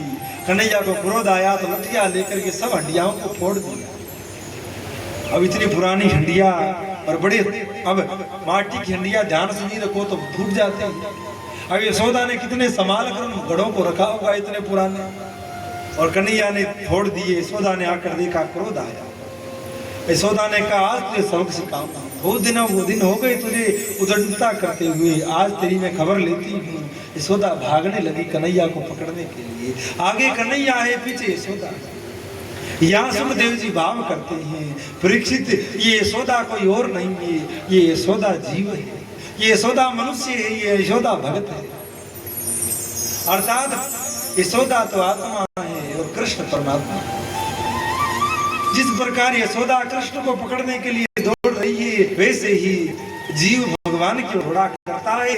दौड़ते दौड़ते थक जाता है, मर जाता है, हताश हो जाता है, पर वो भगवान हाथ आता नहीं, क्योंकि भगवान और जीव के बीच में पर्दा है, उसके जीव बीच में भेद है, उसके बीच में दीवार है, और वो दीवार जीव और ब्रह्म की है, वो दीवार अज्ञानता की है। यशोदा वो दीवार अहंकार की है, और वो दीवार मैं की है। यशोदा ने हाथ में छड़ी ले रखी है, और छड़ी ये डंडा है, वो अहंकार का प्रतीक है। मानो भगत जब तक अपने पास थोड़ा सा भी अहंकार रखता है, भगवान के पीछे दौड़ता तो बहुत है, भागता तो बहुत है, पर भगवान हाथ आते नहीं है। यशोदा भाग रही है, पर एकदम ऐसे लगता है अभी पकड़ लिया, अभी पकड़ा, पर पकड़ में आता नहीं है, भाग जाता। आखिर में यशोदा बूढ़ी है 90 साल की है, थक गई, पसीना आ गया, थक गई, बेड़ी खुल गई और एक जगह बैठ गई, छड़ी को पटक दिया और रोने लगी। अरे कन्हैया तू ऐसा काम क्यों करता है, मुझे तू बुढ़ापे में क्यों दुखी करता है, रोज न कोई गोपी आकर मुझे उलाना देती है, तेरे लाला ने आज ये कर दिया, तेरे लाला ने आज ये कर दिया। तो जैसे ही यशोदा ने छड़ी को डाला, अर्थात जैसे ही भगत अपने अहंकार का त्याग कर देता है, थोड़ा सा भी जो मैं है उसको छोड़ देता है। यशोदा ने कहा लाला तू दौड़ मत, तू आ जा मेरे पास, तेरी मैं पूजा करूंगी, तेरी मैं आरती उतारूंगी। अब भैया कन्हैया इतने भोले हैं कि मैया जिस आरती उतारने की बात कर रही है वो आरती भी उनको वो आरती या अपने जो आरती करते हैं वही आरती। अरे भैया तो हाथ में लठिया क्यों ले रखी है, डंडा क्यों ले रखा है, अरे कहाँ ले रखा है, देख मैंने छोड़ दिया, तू मेरे पास आ, मैं तेरी आरती उतारूंगी, आरती भी उतारूंगी और भोग भी लगाऊंगी। अरे भैया सच में आरती उतारेगी, बोले हाँ सच में उतारूंगी, तो एक बार आ तो सही। ठाकुर जी इतने भोले कि आ जाते। संत वर्णन करते हैं जैसे ही भगत माला फेरते फेरते साधना करते करते थक जाता है और इस बात का ज्ञान उसको हो जाता है कि भगवान मेरी तपस्या से, मेरी भक्ति से, मेरी माला से भगवान मुझे नहीं मिलेंगे, वो तो जब स्वयं चाहेंगे तब मिलेंगे। तब वो एकदम हताश हो जाता है, उसको अपने भजन का बल नहीं रहता है, अपने साधना भक्ति का आश्रय नहीं रहता है, तब वो हाथ जोड़ता है, भगवान मेरे पास ना माला का बल है, ना तप का बल है, ना जप का बल है, मैं कैसे भी करके कितने भी तप कर लूं, कितना भी जप कर लूं, मैं आप तक नहीं आ सकता। पर आप तो भगवान है, आप तो परमात्मा है, आप चाहो तो मेरे पास आ सकते हो, इसलिए भगवान आप चाह लीजिए और मेरे पास आ जाइए। तो जब जीव एकदम हताश हो जाता है और जब हाथ जोड़ देता है तब भगवान आ जाते हैं। और भगवान ने सोचा वो तो आरती होगी, भोग लगेगा, जैसे यशोदा के पास में आते हैं यशोदा तुरंत हाथ पकड़ लेती है और हाथ पकड़ करके लठिया उठा लेती है, धमकाती है, मारती तो नहीं है, कभी इधर पटकती है, कभी इधर पटकती है। ठाकुर जी इतने डर जाते हैं कि डर के मारे महाराज कांपने लगते हैं। सुखदेव जी वर्णन करते हैं, परीक्षित ध्यान से देख इस लीला को, इस भगवान का नाम सुनते ही बड़े से बड़ा काल, बड़े से बड़ा संकट भी चला जाता है। भगवान का नाम लेने वालों के भी पास में भय फटकता नहीं है, पर भक्तों का प्रेम, भक्तों का भाव देख करके भी भगवान भी थर थर कांप रहे हैं कि आज तो मैया पीटेंगे। और यशोदा कन्हैया को ले जाकर के घर में एक उखल है, उस उखल के कन्हैया को बांध देती है कि खुला छोड़ूंगी तो भाग जाएगा, कहीं उदंड करेगा। इतनी पुराना हंडिया घर में धरी थी, फोड़ दी नहीं, उजाड़ कर दी ना तो कहीं और करेगा, इसलिए बांध दिया। गोपियों को पता लगा, सब दौड़ करके आई, अरे यशोदा ये तू क्या कर रही है, ऐसे फूल जैसे लाला को इस रस्सी से बांध दिया। सुखदेव जी वर्णन करते हैं भगवान बंधने में नहीं आते हैं, भगवान को कोई बांध नहीं सकता है, अरे भगवान को कोई पकड़ ही नहीं सकता है, बांधना दूर की बात है। पर अभिमान जब गल जाता है तो भगवान पकड़ में आ जाते हैं, और जब अभिमान गलता है तब भगवान का शुद्ध प्रेम हृदय में जागृत होता है। तो भगवान पहले तो अभिमान छूटा तो पकड़ में आ जाते हैं, और जब भगवान पकड़ में आ जाते हैं तो भगत के हाथ में प्रेम रूपी रस्सी आ जाती है, उस प्रेम रूपी रस्सी से भगत भगवान को बांध मारता है। और किसी व्यक्ति को जहाँ बांध दो तो फिर वो वहीं रहता, कहीं जा नहीं सकता है। तो मानो प्रेम रूपी रस्सी से यशोदा ने कृष्ण को बांध लिया। गोपियों ने बहुत प्रार्थना करी, अरे यशोदा आज के बाद हम शिकायत नहीं लगाएंगी, आज के बाद हम तुमको कुछ नहीं कहेंगी, तुम कन्हैया को छोड़ दो। पर यशोदा ने कहा आज मैं नहीं सुनूंगी, भाग जाओ, रोज तुम ही आती हो उलाना लेकर के, ऐसे करता है, ऐसे करता है, और अब इसकी खबर लेने लगी तो तुम कह रही हो छोड़ दो। नंद बाबा ने देखा, आकर के यशोदा को डांटने लगी, ये तुमने क्या किया। उधर यशोदा को नंद बाबा डांटने लगे और कन्हैया ने क्या किया, उंगली को घुसना शुरू किया। नंद भवन में दो पेड़ हैं, अर्जुन के पेड़ हैं, उन्हीं दोनों पेड़ों के बीच में उंगली को अटका लिया और खेल ही खेल में उन पेड़ों को उखाड़ दिया। दोनों भारी पेड़ उखड़कर धरती पर गिर गए। सुखदेव जी वर्णन करते हैं, कुबेर के दो पुत्र थे, नलग्रीव और मणिग्रीव दो पुत्र थे, दोनों जल क्रीड़ा कर रहे थे, जल में नहा रहे थे। नारद जी आए तो उन्होंने नारद जी को देखकर भी अनदेखा कर दिया, नहाते रहे। नारद जी को क्रोध आया, अरे तुम कुबेर के पुत्र होकर के धन में इतने मंद मस्त हो रहे हो कि संतों का आदर नहीं करते। जाओ मैं श्राप देता हूं, तुम जिस प्रकार जड़ की तरह खड़ी हो वैसे जड़ हो जाओ, पेड़ हो जाओ। जब श्राप मिला तो बुद्धि ठिकाने लगी, आकर चरणों में गिर गई, महाराज भूल हो गई, कृपा करो। तब नारद जी ने कहा कोई बात नहीं, पेड़ तो बनोगे पर नंद बाबा के घर के बनोगे, और एक दिन भगवान श्री कृष्ण खेल ही खेल में तुम्हारा उद्धार कर देंगे। तो उन्हीं नल ग्रीव का उद्धार कृष्ण करते हैं। गोकुल से अब जैसे अनेकानेक असुर जब गोकुल में आने लगे तो नंद बाबा ने और ब्रजवासियों ने विचार किया अब यहाँ रहना ठीक नहीं है, अब हमें यहाँ से कहीं और जाना चाहिए। तो भगवान को लेकर के वो वृंदावन में आते हैं। वृंदावन में सुंदर हरी भरी घास है, सुंदर गोवर्धन पर्वत है, सुंदर यमुना का नीर बहता है। नंद बाबा ने कहा यहाँ हम सुखपूर्वक रहेंगे, यहाँ गायों को चरने के लिए घास भी है और पीने के लिए निर्मल नीर यमुना बह रही है। अब हम यहाँ रहेंगे, वहाँ सब रहने लगते हैं। भगवान गोचारण लीला शुरू करते हैं। पहले वत्सारण लीला करते हैं, उसके बाद गोचारण करते हैं। 10 मिनट कथा और कहते हैं।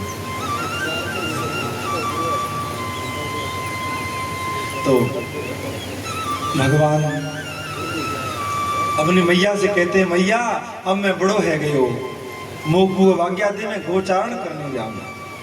माँ ने कही लाला अभी तू बालक है और गैया बड़ी बड़ी गैया है, अब तू तो उन गैयाओं के बीच में खड़ो भवे ना दिखे, तो या लिए कछु बड़ो है जा। तो ठाकुर जी रोज दूध पीते और रोज कहते ले माँ अब इतना बड़ा हो गया, आज मेरे को। माँ फिर समझाती है अरे भैया नहीं ऐसे नहीं, अब नहीं पीता तो माँ कहती देख फिर तू बड़ा नहीं होगा, इसलिए ले पी ले। तो दूध घी दही खूब लाला जरा जिद करता तो माँ कहती कैसो कर तू पहले बछड़न को चरा, पहले वत्स चारण कर। भगवान पहले वत्स चारण करते हैं, बछड़े चराते हैं। छोटे छोटे बछड़ों को लेकर के ठाकुर जी वृंदावन से, माँ कहती है दूर नहीं जाना, पास पास में घूम लेना। अब ठाकुर जी इतने भोरे कि अपने हाथ से घास उखाड़ उखाड़ कर बछड़ों को देते। बाद में कोई बड़ा आदमी देखता रे लाला ये ऐसा तो कितनी देर खिलाएंगे, ये अपने आप खा लेंगे। बछड़ों के साथ में खेलते। अनेक असुर आते। एक असुर आया धेनुकासुर नाम का, जो बछड़ा बन करके आया। ठाकुर जी सब खेल रहे थे और भी बाल बलराम जी तो कृष्ण बरु तक मधुमंगल श्री दामा थे, उनके साथ खेल रहे थे।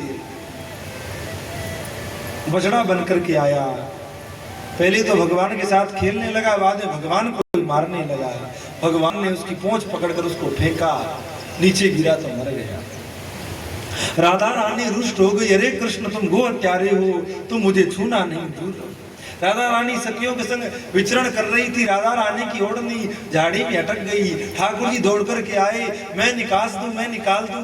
निकालने लगे, राधा रानी ने कहा दूर रहो, दूर रहो, मेरी ओढ़नी को नहीं छूना, तुमने गो हत्या करी है, तुम पापी हो, तुम अपवित्र हो। ठाकुर जी ने कहा अरे राधे वो कोई बछड़ा नहीं था, वो तो राक्षस था, वो तो कंस का भेजा हुआ असुर था। राधा रानी ने कहा भले ही वो असुर था पर रूप तो बछड़े का था, रूप तो गाय का बेल था, इसीलिए तुमने गो हत्या करी, तुम पापी हो, तुम अपवित्र हो गए। आखिर में ठाकुर जी भी हाथ जोड़ देते, अच्छा आप कह रही हो तो हो गया हूं। जिस भगवान का नाम लेने से चंडाल भी पवित्र हो जाता है, पर भगवान ने कहा कोई बात नहीं, तुम कर रही हो तो हो गया होगा, पर अब तुम ही बताओ पवित्र कैसे होऊंगा। तब राधा रानी ने कही सब तीर्थों में जाकर स्नान करो, सब नदियों में स्नान करो, तब तुम पवित्र होगे। ठाकुर जी ने कहा सबको यहाँ बुला लो। तो राधा रानी ने कहा तुम्हारे बाप के नौकर हो तो बुला लो, हमारे क्या जा रहे हैं। तब ठाकुर जी ने स्मरण किया, सबरी नदियां सब समुद्र वहीं प्रकट हो गए। हे राधा रानी ये तीर्थ मुझे पवित्र नहीं कर सकते, ये मुझे पावन नहीं कर सकते। क्यों? क्योंकि जब मेरे साधु मेरे नाम का जप करते हैं और वो पवित्र होकर जब नदियों में स्नान करते हैं, तब तो ये तीर्थ खुद पवित्र होते हैं, वो मुझे क्या पवित्र करेगा। तो कैसे पवित्र होगे? बोले आप विराजो। एक ऊंचे आसन पर राधा रानी को विराजित किया। सबरी नदियां, सबरे तीर्थों का तुम सपना जल राधा रानी पर डालो।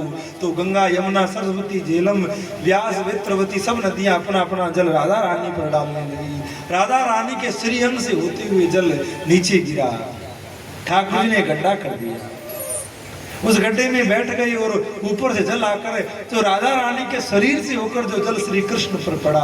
ठाकुर जी ने कहा कि संसार के तीर्थों का जल मुझे पवित्र नहीं कर सकते, मुझे तो आपके चरणों का जल ही पवित्र कर सकते हैं। राधा तत्व को कोई जान नहीं सकता है। दुनिया जानती है कि राधा है, कृष्ण है, राधा है, कृष्ण है, कृष्ण है, राधा है, पर कृष्ण तत्व तो फिर भी समझ में आ जाता है कि वो भगवान है, वो परमात्मा है। पर राधा तत्व को सामान्य प्राणी, सामान्य जीव जान नहीं सकते। जिन पर गुरु कृपा करे, श्री कृष्ण कृपा करे, वो राधा रानी की सखियां कृपा करे, वही राधा रानी को जान सकता है। जो राधा जन्म न हो तो रसराज विचारो रो तो, ना हो तो कृष्ण अवतार रटे जा राधे राधे। अगर राधा रानी का जन्म नहीं होता तो कृष्ण अवतार भी नहीं होता, और कृष्ण अवतार नहीं होता तो भागवत की कथा भी नहीं। धेनुकासुर का वध करते हैं, बकासुर का वध करते हैं, बकासुर बगले का रूप लेकर आते हैं, अगासुर का वध करते हैं। अब ध्यान दीजिएगा, कंस को चैन नहीं है, कैसे भी करके कृष्ण मारा जाए।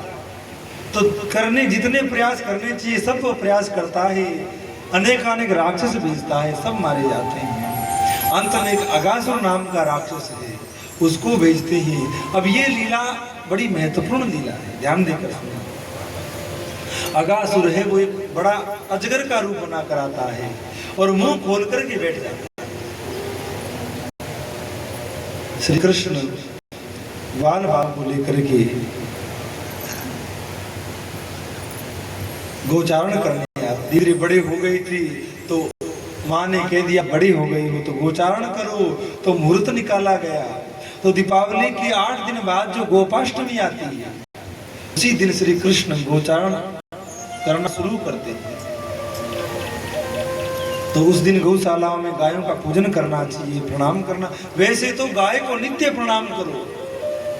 अगर गाय गोमूत्र त्याग रही हो, त्यागते हुए गोमूत्र को हाथ में लेकर उसका पान करो, अपने शरीर पर लगाओ। और गाय को नित्य परिक्रमा करो, नित्य प्रणाम करो। और नित्य नहीं कर सकते तो कम से कम गोपाष्टमी के दिन अवश्य गाय को प्रणाम करना चाहिए। भगवान गोचारण करते अगासुर आता है, सर्प का मुंह खोलकर बैठ जाता है। भगवान श्री कृष्ण सुबह जल्दी उठ जाते हैं, स्नान करते हैं। माँ कुछ पाने के लिए बांध देती है कि रास्ते में पा लेना, वहां जाकर पा लेना। ग्वाल बाल सबरे अपने अपने घरों से कुछ न कुछ लेकर के आते हैं और भगवान जंगल में जाकर गोचारण करते हैं। और जब गोचारण करके गाय जब पेट भरकर जुगाली करने के लिए यमुना का जल पीकर बैठ जाती है, तब भगवान प्रसाद पाते हैं। कथा तो बड़ी विस्तृत है, सुखदेव जी वर्णन करते हैं। भगवान सबसे अधिक प्रेम अपने सखाओं से करते हैं। 9 लाख गैया है तो कोई 1-2 तो ग्वाले होंगे नहीं जो उनको संभालते हो। हजारों ग्वाल हैं, हजारों सखा श्री कृष्ण के। भगवान अपने घर का भोजन कभी नहीं पाते हैं। अलग अलग ग्वाल बाल जो भी लेकर के आते हैं वो सब भगवान पाते हैं। तो गैया चारण हो गया और मधुमंगल ने कही कन्हैया बहुत देर हो गई, बड़ी जोर की भूख लग रही है, चल बैठ भोजन करते हैं। ठाकुर जी ने कहा कि चलो। अब वो भोजन लेकर आते थे, वो पेड़ की डालियों पर बांध देते थे। सबरे आकर भोजन करने लगे। इतने में मधुमंगल ने कही अरे कन्हैया, ये गुफा तो हमने कभी देखी नहीं, इतने दिन हो गए इधर गोचारण करते हुए, ये गुफा तो हमने नहीं देखी, चलो आज भोजन इस गुफा में ही करते हैं। अब कृष्ण को तो पता है कि ये गुफा नहीं है, अगासुर का मुख है जो मुंह खोल कर बैठा हुआ है। भगवान ने कहा भैया ऐसी नई जगह नहीं जाना चाहिए, पता नहीं क्या हो क्या नहीं। अरे बोले तू तो ऐसे ही करता है रोज ही, चल आज वहीं भोजन पाएंगे, गुफा में बड़ी ठंड होगी, बड़ी शांति होगी, बड़ी छाया होगी। और वो अजय अगासुर था, वो भी महाराज बड़ा मुंह खोल करके और बड़ी लंबी जीभ ऐसे आगे निकाल करके बैठा, ऐसे लग रहा है जैसे हम आते हैं तो दरी बिछी, ऐसे बड़ी मखमली दरी बिछा रखी। ठाकुर जी रोक रहे थे, रुको रुको मेरी बात सुनो, मेरी बात सुनो। अब महाराज वहां वो भगवान तो है नहीं, वहां तो सखा है, सखा की कौन बात सुने, उसमें भी कई बड़े हैं कई छोटे हैं, तो किसी ने नहीं सुनी, सब भाग करके उसमें चले गए। अरे कन्हैया देख, या गुफा में तो दरी भी बड़ी जोरदार की, बड़ी कोमल कोमल बिछ रही, उन्होंने क्या पता कि ये सांप की थी। सब चले गए। अब सब चले गए तो भगवान पीछे थोड़ी रहते, भगवान भी चले गए। और जैसे ही ग्वाल बाल और भगवान वहां के अंदर प्रवेश किया, उसने अपना मुख बंद कर लिया। उसके अंदर जहरीली गैस थी, हवा थी, विष था, जिससे सब बालक प्राणांत हो गए। पर भगवान पर तो किसी बात का असर होता नहीं है। भगवान ने अपना स्वरूप बढ़ाया, उसका पेट फाड़ दिया, बाहर निकल आए, सब ग्वाल बालों को बाहर ले आए और ग्वाल बालों को जीवित कर दिया। अगासुर की बड़ी कथा है, जो पहले पूर्व जन्म में कौन था ऐसे करके, तो हाँ पूर्व जन्म में एक देवता था और अष्टावक्र का नाम आपने सुना होगा। अष्टावक्र 8 जगह से टेढ़े थे, जब वो चलते थे तो 8 जगह उनको ऐसे ऐसे मोड़ लगते थे। तो ऐसा कोई व्यक्ति है तो उसको देखकर हंसना नहीं चाहिए, उसका मजाक नहीं बनाना चाहिए, मन में दुखी होना चाहिए, देखो बेचारा कष्ट पाता है। लेकिन देवता ने देखा तो हंसने लगे। अरे महाराज ऐसी लचकदार कमर कहां से लेके आए हो, जो एक बार चलो तो 4 बार मटके, ऐसी मटकदार कमर कहां से लेके आए हो, मुझे भी बताओ। अष्टावक्र को क्रोध आ गया, बोले भगवान के दरबार में मिलती है, वहां तो पता नहीं मिलेगी कि नहीं मिलेगी, मैं ही दे देता हूँ, जा अजगर बन जा। और हमारा सांप चलता है तो कितने आटे लेता है, कितने ऐसे ऐसे बट होते हैं। तो वो जो देवता था वो अगासुर बन गया था, अजगर बन गया, जिसका उद्धार भगवान ने आज किया। अब भगवान ने क्या किया, उनको सीधे वही भोजन पा रहे थे, वही सबको बिठा दिया। अब वो बात भूल गए, सबकी मर गए। इतना याद था कि अगासुर भगवान ने बालकों को जीवित कर दिया था और भगवान ने अगासुर को मारा था, मर गए, इतना याद बालकों को था।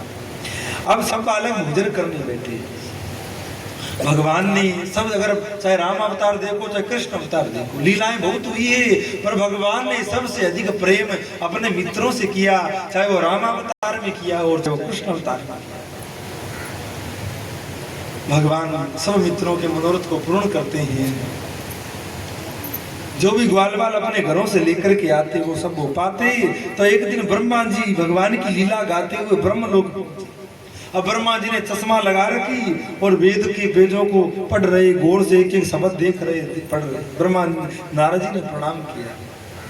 नारद जी ने कहा, पिताजी बाप को भी मैं क्या कहूं, आप बूढ़े हो गए हो, इतने ग्रंथ पढ़ते हो, पर पल्ले आपने कुछ नहीं। बोले कैसे, ऐसे कैसे कह रहे हैं?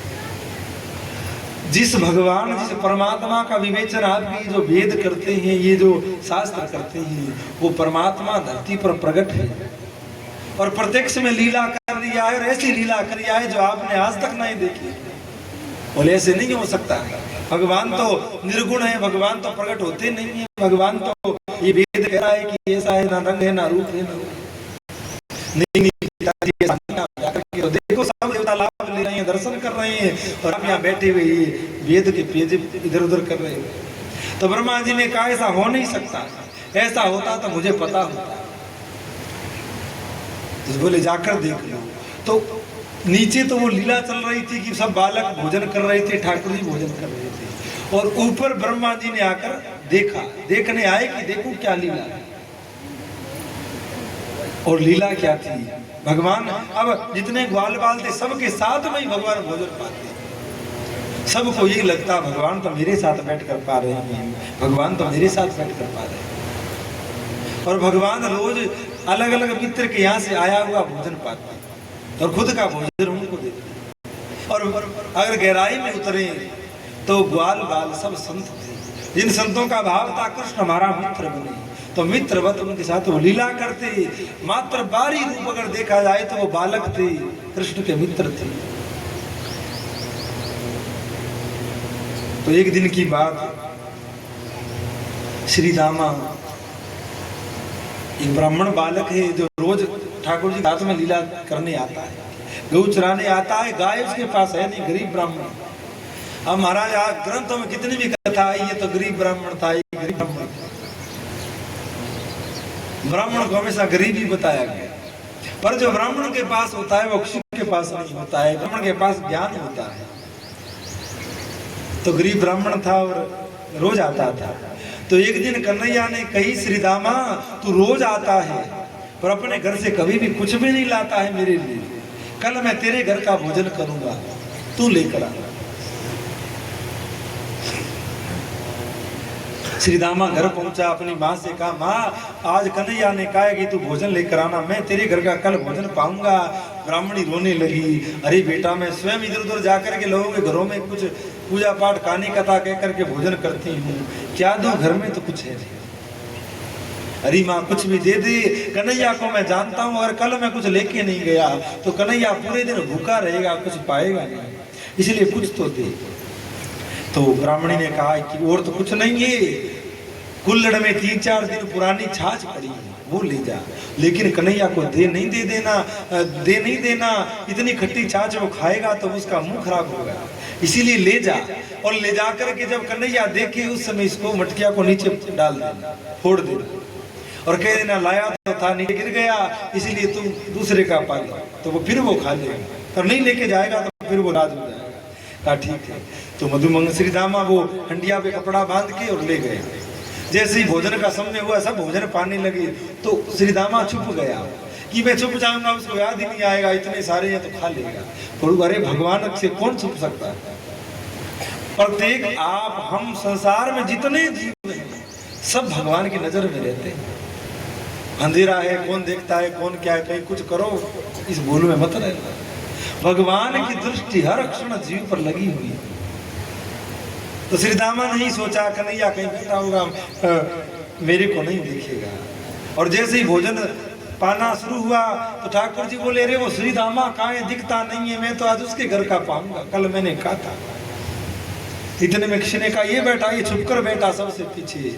तो भगवान वहां से उठकर उसकी ओर आने लगे। तो श्रीदामा ने सोचा कि कहीं आएगा और ये खट्टी छाछ पिएगा तो मुंह खराब हो जाएगा, तो महाराज खोलकर फेंकने लगा। फिर मन में आया कि पहले ही कोई अपराध किया था, 2 जन्म में दरिद्र ब्राह्मण बना, अब फेंक दूंगा तो फिर अपराध लगेगा, तो मैं पी जाता। तो उस छाछ को स्वयं पीने लगे। ठाकुर जी धीरे धीरे आ रहे थे, जैसे ही वो पीने लगा दौड़कर भागे, दारी के सबरी खुद ही पी जाएगा क्या, मेरे को नहीं देगा। अब और तो सब पी गया था, बस मुंह में बची थी। ठाकुर जी ने भाग कर उसका गला पकड़ लिया कि अंदर नहीं जाए, पेट में नहीं चली जाए। अब कंठ पकड़ लिया और एक दूसरे को बुलाया, जल्दी से आए, कंठ पकड़। ब्रह्मा जी ऊपर बैठे देख रहे थे, ब्रह्मा जी सब देवता देखते ही थे जो भी भगवान की लीला होती। दूसरे ने कंठ पकड़ा और भगवान ने उसके मुंह को दबाया। जैसे मुंह को दबाया तो वो लस्सी वहां से मुंह से निकलनी थी। अब कई बच्चे करते ना मुंह में छाछ भर के और फिर फुर फुर करते रहते, वैसे ही उसके मुंह से वो लस्सी निकली। और जैसे ही वो झूठी छाछ नीचे निकली, ठाकुर जी ने अपनी अंजलि बांध कर छाछ को अंजलि में लिया और पी गए। और ब्रह्मा जी के 4 सर थे, चारों सरों में खुजली चली। अरे महाराज, इस नारद कारण देवताओं का माथा खराब है जो इसको कह रहे हैं कि भगवान, जिस भगवान को भोग लगता है वो भोजन बनता है तो वहां भी बड़ी पवित्रता रखी जाती है। पूर्णमदा पूर्णमिदं पूर्णात् पूर्णमुदच्यते पूर्णस्य पूर्णमादाय पूर्णमेवावशिष्यते। भगवान की रसोई पवित्रता से बनती है। पुजारी लोग जो भोजन बनाते हैं या भगवान को भोग लगाते हैं उन्हीं पर भी पर्दा रखते हैं ताकि श्वास से भगवान का भोग झूठा नहीं जाए। इतनी पवित्रता से बनती है। भगवान के मंदिर में भोग लगता है, घंटी बजती है, भोग के मंत्र बोले जाते हैं, भगवान तब भी भोग नहीं लगाते हैं। और ये देखो कैसा भगवान है जो ये कभी नहाते हैं कभी नहीं नहाते हैं। ग्वार बालक इनके मुंह का झूठा छाछ पी दिया। आप हमारे में भी से भी कोई हो तो अपना कितना अच्छा मित्र हो, उसका झूठा तो नहीं खाएगा। तो ब्रह्मा जी को संशय हो गया कि भगवान तो नहीं, और अगर भगवान है भी तो एक परीक्षा और लेता, इन सबको मैं ब्रह्मलोक ले जाता। अकेला रहेगा तो रोएगा चिल्लाएगा, समझ में आ जाएगा कि साधारण बालक है। तो भोजन लीला चल ही रही थी। भगवान सब बालकों के साथ पाते, सबको यही लगता मेरे साथ खा रहे हैं। इतने में भोजन करते करते ठाकुर जी को एक सकान ने कही, अरे कन्हैया तू अपने कुछ गैया दूर थी, अभी तक आई। जाकर पता कर कहाँ पर, जाकर देख करके आ। तो ठाकुर जी ने कहा ठीक है तुम पाओ आराम से, मैं देख कर आता हूँ। तो ठाकुर जी तो गाय, अब जो गायें दूर थी, जो गायें थी उनको ब्रह्मा जी ले गए। तो ठाकुर जी गाय देखने गए तो एक भी गाय नहीं मिली।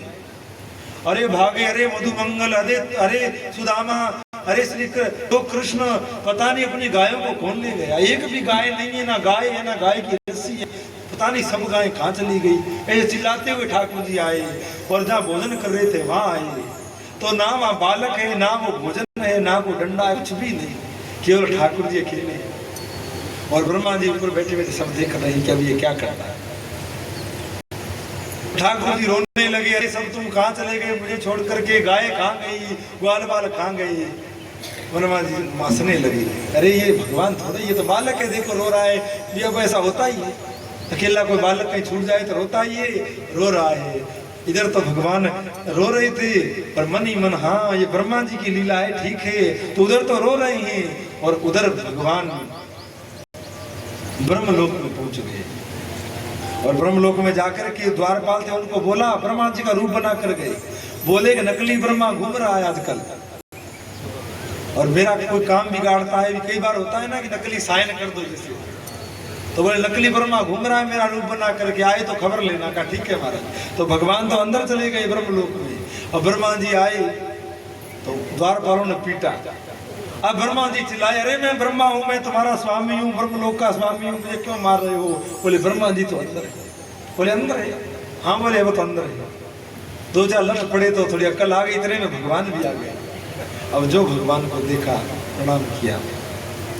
अब लीला क्या हुई, भगवान ने कुछ देर तो रोने का नाटक किया ना, उसके बाद में भगवान ने अपने शरीर से ही सब प्रकट कर दिया। हमने कहा था बड़ी महत्वपूर्ण लीला, ये लीला कह के हम विश्राम करें। भगवान कुछ देर तो रोए और बाद में क्या किया कि अपने शरीर से सब प्रकट कर दिया। वैसे ही बछड़े, वैसे ही ग्वाल बाल, वैसे ही गायें, सब अपने जैसे अपने शरीर से प्रकट कर दिया। और ऐसा प्रकट कर दिया कि ब्रह्मा जी नहीं पहचान सके कि वही ये अलग। अब ब्रह्मा जी ने देखा वैसे ही गाय घूम रही है, वैसे ही बछड़े वैसे ही भोजन कर रहे हैं। अब ब्रह्मा जी का माथा घुमा कि मैं तो ले गया था इन सबको ब्रह्मलोक, ये यहाँ कैसे आ गया। तो एक बार ब्रह्मलोक जाते और एक बार वहां नीचे आकर वहां देखते। तो सुखदेव जी वर्णन करते हैं, परीक्षित ये लीला 1 वर्ष तक चली। ब्रह्मा जी को तो उतना टाइम लगा जितनी देर कमल की पंखुड़ी के अंदर से सुई निकाली जाए। अब मान लो गुलाब का एक पंखुड़ी ले लो और सुई निकालो तो कितनी देर लगे। ये 1 सेकंड का भी 1000वां भाग इतना ही समय नहीं लगे, एकदम ऐसे निकल जाती है। उतना समय तो ब्रह्मा जी को लगा इस लीला के होने में, और धरती पर 1 वर्ष बीत गया। तो सुखदेव जी वर्णन करते हैं 1 साल तक भगवान ने ये लीला करी। रोज गायें घर पर जाती, रोज ग्वाल बाल अपने अपने घर जाते, श्री कृष्ण अपने घर जाते, पर थे सब कृष्ण। वो जो ग्वाल बाल थे वो तो ब्रह्मलोक में सो रहे थे मौन निद्रा में। ब्रह्मा जी ने माया फैला के सबको गायों को सुला दिया था ब्रह्मलोक।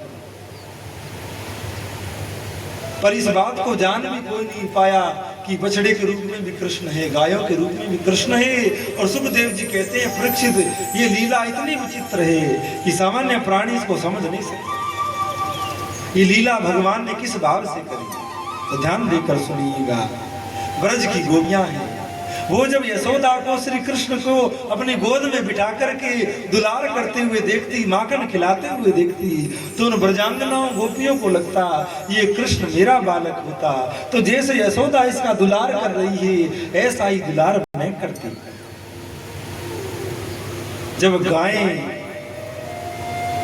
दूसरी गाय को श्री कृष्ण को चाटते हुए देखती, तो गाय मन में सोचती ये कृष्ण मेरा बछड़ा होता तो मैं इसको अपना दूध पिलाती और मैं अपना दुलार करती। इसी तरह जो गोप थे बड़े, जो गायों को ले जाते थे, आदि श्री कृष्ण सब गाय नहीं ले जाते थे। जो बड़ी गाय होती या बैल होते उनको बड़े गोप दूर ले जाते, दूर दूर फिरते। और ठाकुर जी और ग्वाल वालों को कह रखा था कि तुम जरा दूर मत जाना, वृंदावन के आसपास मान लो 2-4 किलोमीटर में घसरा लिया करो और वापिस आ जाए। बालक है तो दूर जाए ठीक नहीं। तो हे परीक्षित, भगवान ने ये लीला करके सबका जो जो भाव था वो भाव सबका पूर्ण किया। कैसे? बोले जिस गोपी का भाव था कि मेरा पुत्र कृष्ण हो, तो सकल सुर से तो वो उसी का बेटा है, लेकिन अंदर में वो कृष्ण है। तो गोपी को जो सुख कृष्ण को देखने में लगता था, वही सुख अब गोपी को अपने ही लाला को देखने में लगता है। क्यों? क्योंकि रूप तो बालक का भगवान ने बनाया हुआ है, उसी का बेटा भगवान बने हुए हैं, और उसका बेटा कायम वो तो ब्रह्मलोक में सो रहा है। तो जो सुख गोपी को कृष्ण को गोद में बिठाने से मिलता था, अब उस गोपी को वो प्रेम, वो सुख कृष्ण को गोद में बिठाने से मिल रहा है, तो वो गोपी बाहर क्यों जाए? अब जो गाय, जो गोपी कृष्ण के लिए भागती थी, दौड़ती थी, वो सब शांत हो गई। सब गोपियां अपने घर में ही रहती, क्योंकि कोई ना कोई रूप में कृष्ण घर में। कोई गोपी सोचती कि मेरी जो ये गाय है ये कृष्ण होता तो मैं इसको नहलाती, धुलाती, इसका दूध निकालती, इससे प्रेम करती, तो कहीं कहीं ठाकुर जी गाय बने। और एक साल तक ये लीला वही पर जान नहीं पाया कि क्या हुआ। एक कृष्ण था तब महाराज हालत कुछ और रहती थी। आज तो कृष्ण किसी के घर में गाय बनकर बैठे, तो किसी के घर में तो किसी के घर में बाल तो मानो पूरे ब्रज में प्रेम की बाढ़ सी आ गई हो। सब एकदम शांत हो गया है। जहां पूरे ब्रज में हल्ला हुआ करता था, अब कृष्ण उधर जा रहा है, अब कृष्ण गौचारण करता है, चलो दर्शन करें, चलो दर्शन करें। पर अब गाय भी शांत है, गोपी भी शांत है, सब लोगों को सुख मिल रहा है। यहाँ ग्वाल बाल जो वस्त्र पहनते थे, जो ग्वाल बाल डंडा रखते थे, डंडा कृष्ण बने हुए हैं, दिखने में डंडा है, पर जो सुख कृष्ण को देखने में लगता था, वही सुख डंडा को देखने में ब्रजवासियों को प्राप्त हुआ। कथा का तो बड़ा विस्तार है, कौन इस लीला का वर्णन कर सकता है, और कौन भाग्यशाली जीव इस लीला का अनुभव कर सकता है। हमारे आपके लिए तो इतनी बड़ी बात है कि हमें ये चीज सुनने को मिल रही है, ये सामान्य बात नहीं। ये इतनी अद्भुत और अपूर्व लीला है, जिस लीला को देखने से ब्रह्मा जी की भी चार खोपड़ी है। अब महाराज अपने पास थोड़ा एक दिमाग है, इतना चलता है, तो ब्रह्मा जी के चार सारे तो कितने चलते हैं। ब्रह्मा जी भी इस लीला का भेद जान नहीं पाए। हे परीक्षित, श्री कृष्ण सबको आनंद देते हैं। कृष्ण किसका नाम है? बोले जो सबको सुख देवे, सबको आनंद देवे। तो एक वर्ष तक की लीला होती रही, तो भेद कब खुला? यहाँ तक भगवान के अंग ही, भगवान की विभूति ही, भगवान के अंश ही बलराम जी भी नहीं जान पाए थे। जिस भेद को बलराम जी नहीं जान पाए एक साल तक, उस भेद को ब्रह्मा जी क्या जाने, क्या आप और हम जाने? बलराम जी को बड़ा आश्चर्य होता कि आजकल ब्रज में इतना शांति कैसे है। जहाँ कृष्ण हो और कृष्ण के प्रेमी हो, वहां शांति, वहां तो असल में क्रांति रहती है, पर ये शांति कैसे है? और जिस दिन ये लीला हुई थी, गोचारण लीला, और ब्रह्मा जी वहां लेके गए थे, उस दिन बलराम जी का जन्मोत्सव था, तो वो आए नहीं थे। उस दिन आते तो फिर तो पता लग ही जाता। बलराम जी को तो फिर सब भेद का पता रहता ही है, लेकिन भगवान की लीला इतनी गहरी और इतनी गूढ़ है कि नित्य दिन रात साथ में रहने वाले भगवान के बड़े भाई बलराम जी भी इस लीला का भेद जान नहीं पाए। पर एक वर्ष के बाद में क्या हुआ? भगवान गोचारण करते हुए, ग्वाल बाल सब गोचारण करते बहुत दूर चले गए, और इतने दूर चले गए जहां पर बड़े गोप लोग, जो बड़े ग्वाले थे, जो गाय चराते, बहुत दूर जाते थे, वहां तक पहुंच गए। समझ में आ रही है ना आपको बात, कि गाय चरोर तो पास पास चराते थे।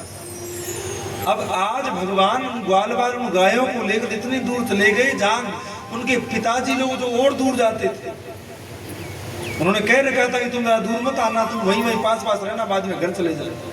और हम बड़े आदमी तो दूर दूर घूमते, कई नगर किलोमीटरों दूर जाते। अब वहां पर जब गाय पहुंची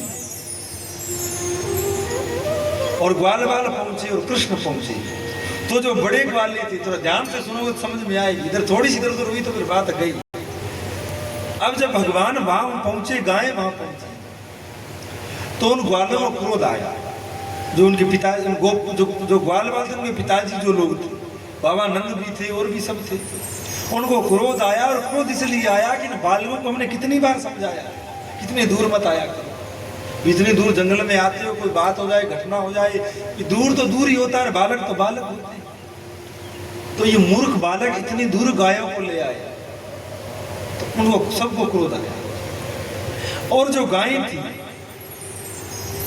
कौन सी गायें, जो गोप चरा रहे थे, वो गायों ने जब उन गायों को देखा, अब ऐसे होता कि जिन बछड़ों को श्री कृष्ण लेके आते, उनकी माएं जाती उन बड़े गोपों के साथ, और जिन बछड़ों को वो ग्वाल बाल वो बड़े गोप ले जाते, उन गायों को श्री कृष्ण ले जाते।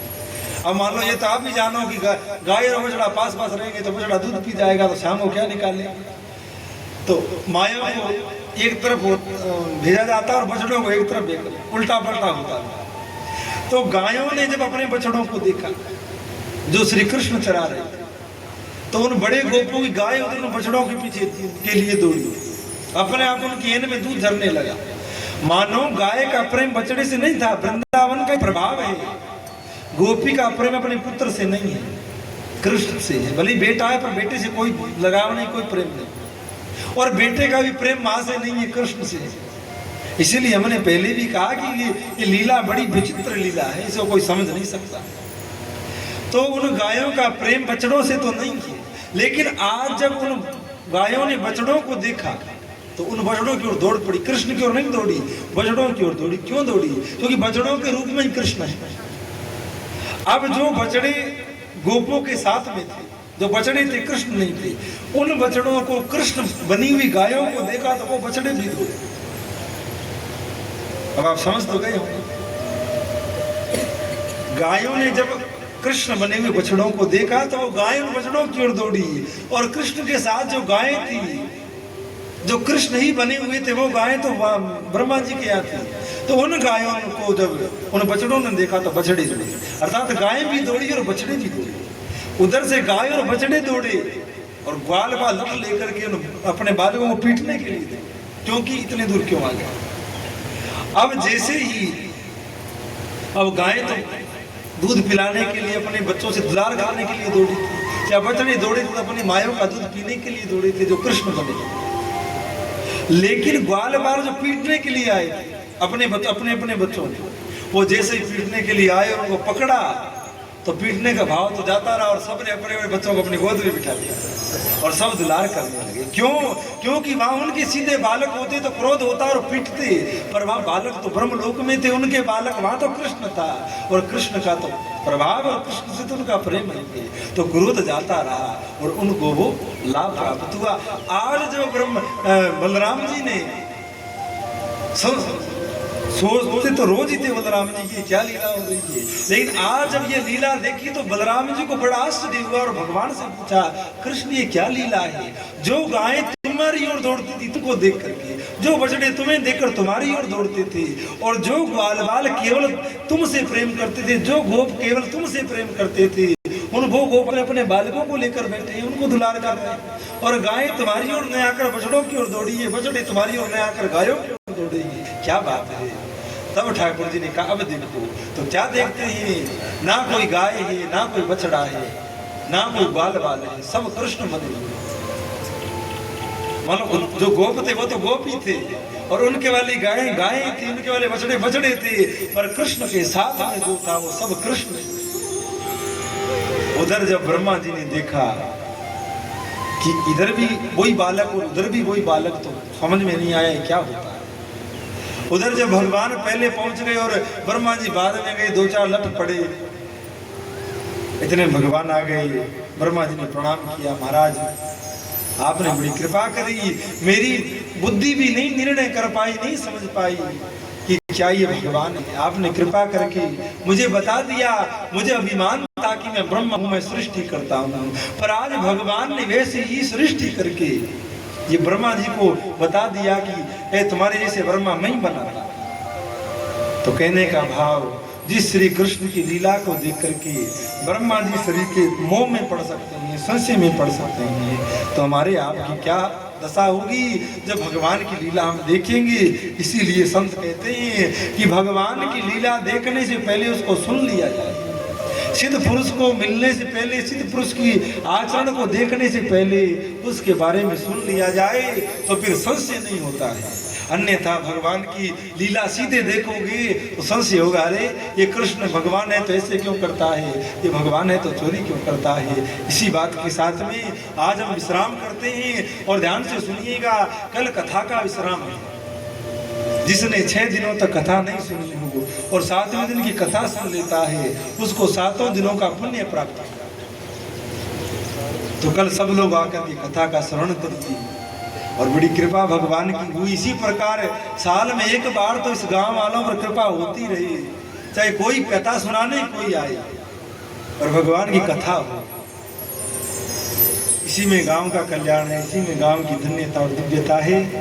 तो जिन लोगों ने भी इस कथा के निमित्त देखिए, जो कुछ सामान्य जो खर्चा लगे, अब करवाने वाले जो 2-4 लोग आगे वो कहें तो आप पता मानो नहीं मानो, जो कुछ खर्चा हुआ है वो पूरा करने के बाद जो भी राशि बचेगी वो गौ सेवा में लगेगी और गौ सेवा में भी लगेगी। और साथ में दास का एक भाव है। बाद में भी आप लोग विचार करके यहाँ भी जो कमी है, मंदिर में कुछ भी बनाना है, कोई चाहे पीपल का सुधार है या कुछ भी है, उसका भी विचार करके इसका भी सुधार, तो यहाँ के लिए कोई करिए। और गायें तो अपनी यही है, गायों के लिए भी चाहे स्वामणी है, चाहे कोई अनाज है, कोई नगदी है, कुछ भी करके गौ सेवा भी करें। इसी में सबका कल्याण। माँ सरस्वती को वंदना करते हुए श्री मद् भागवत कथा रूपी गंगा में स्नान रूपी दान करते हैं।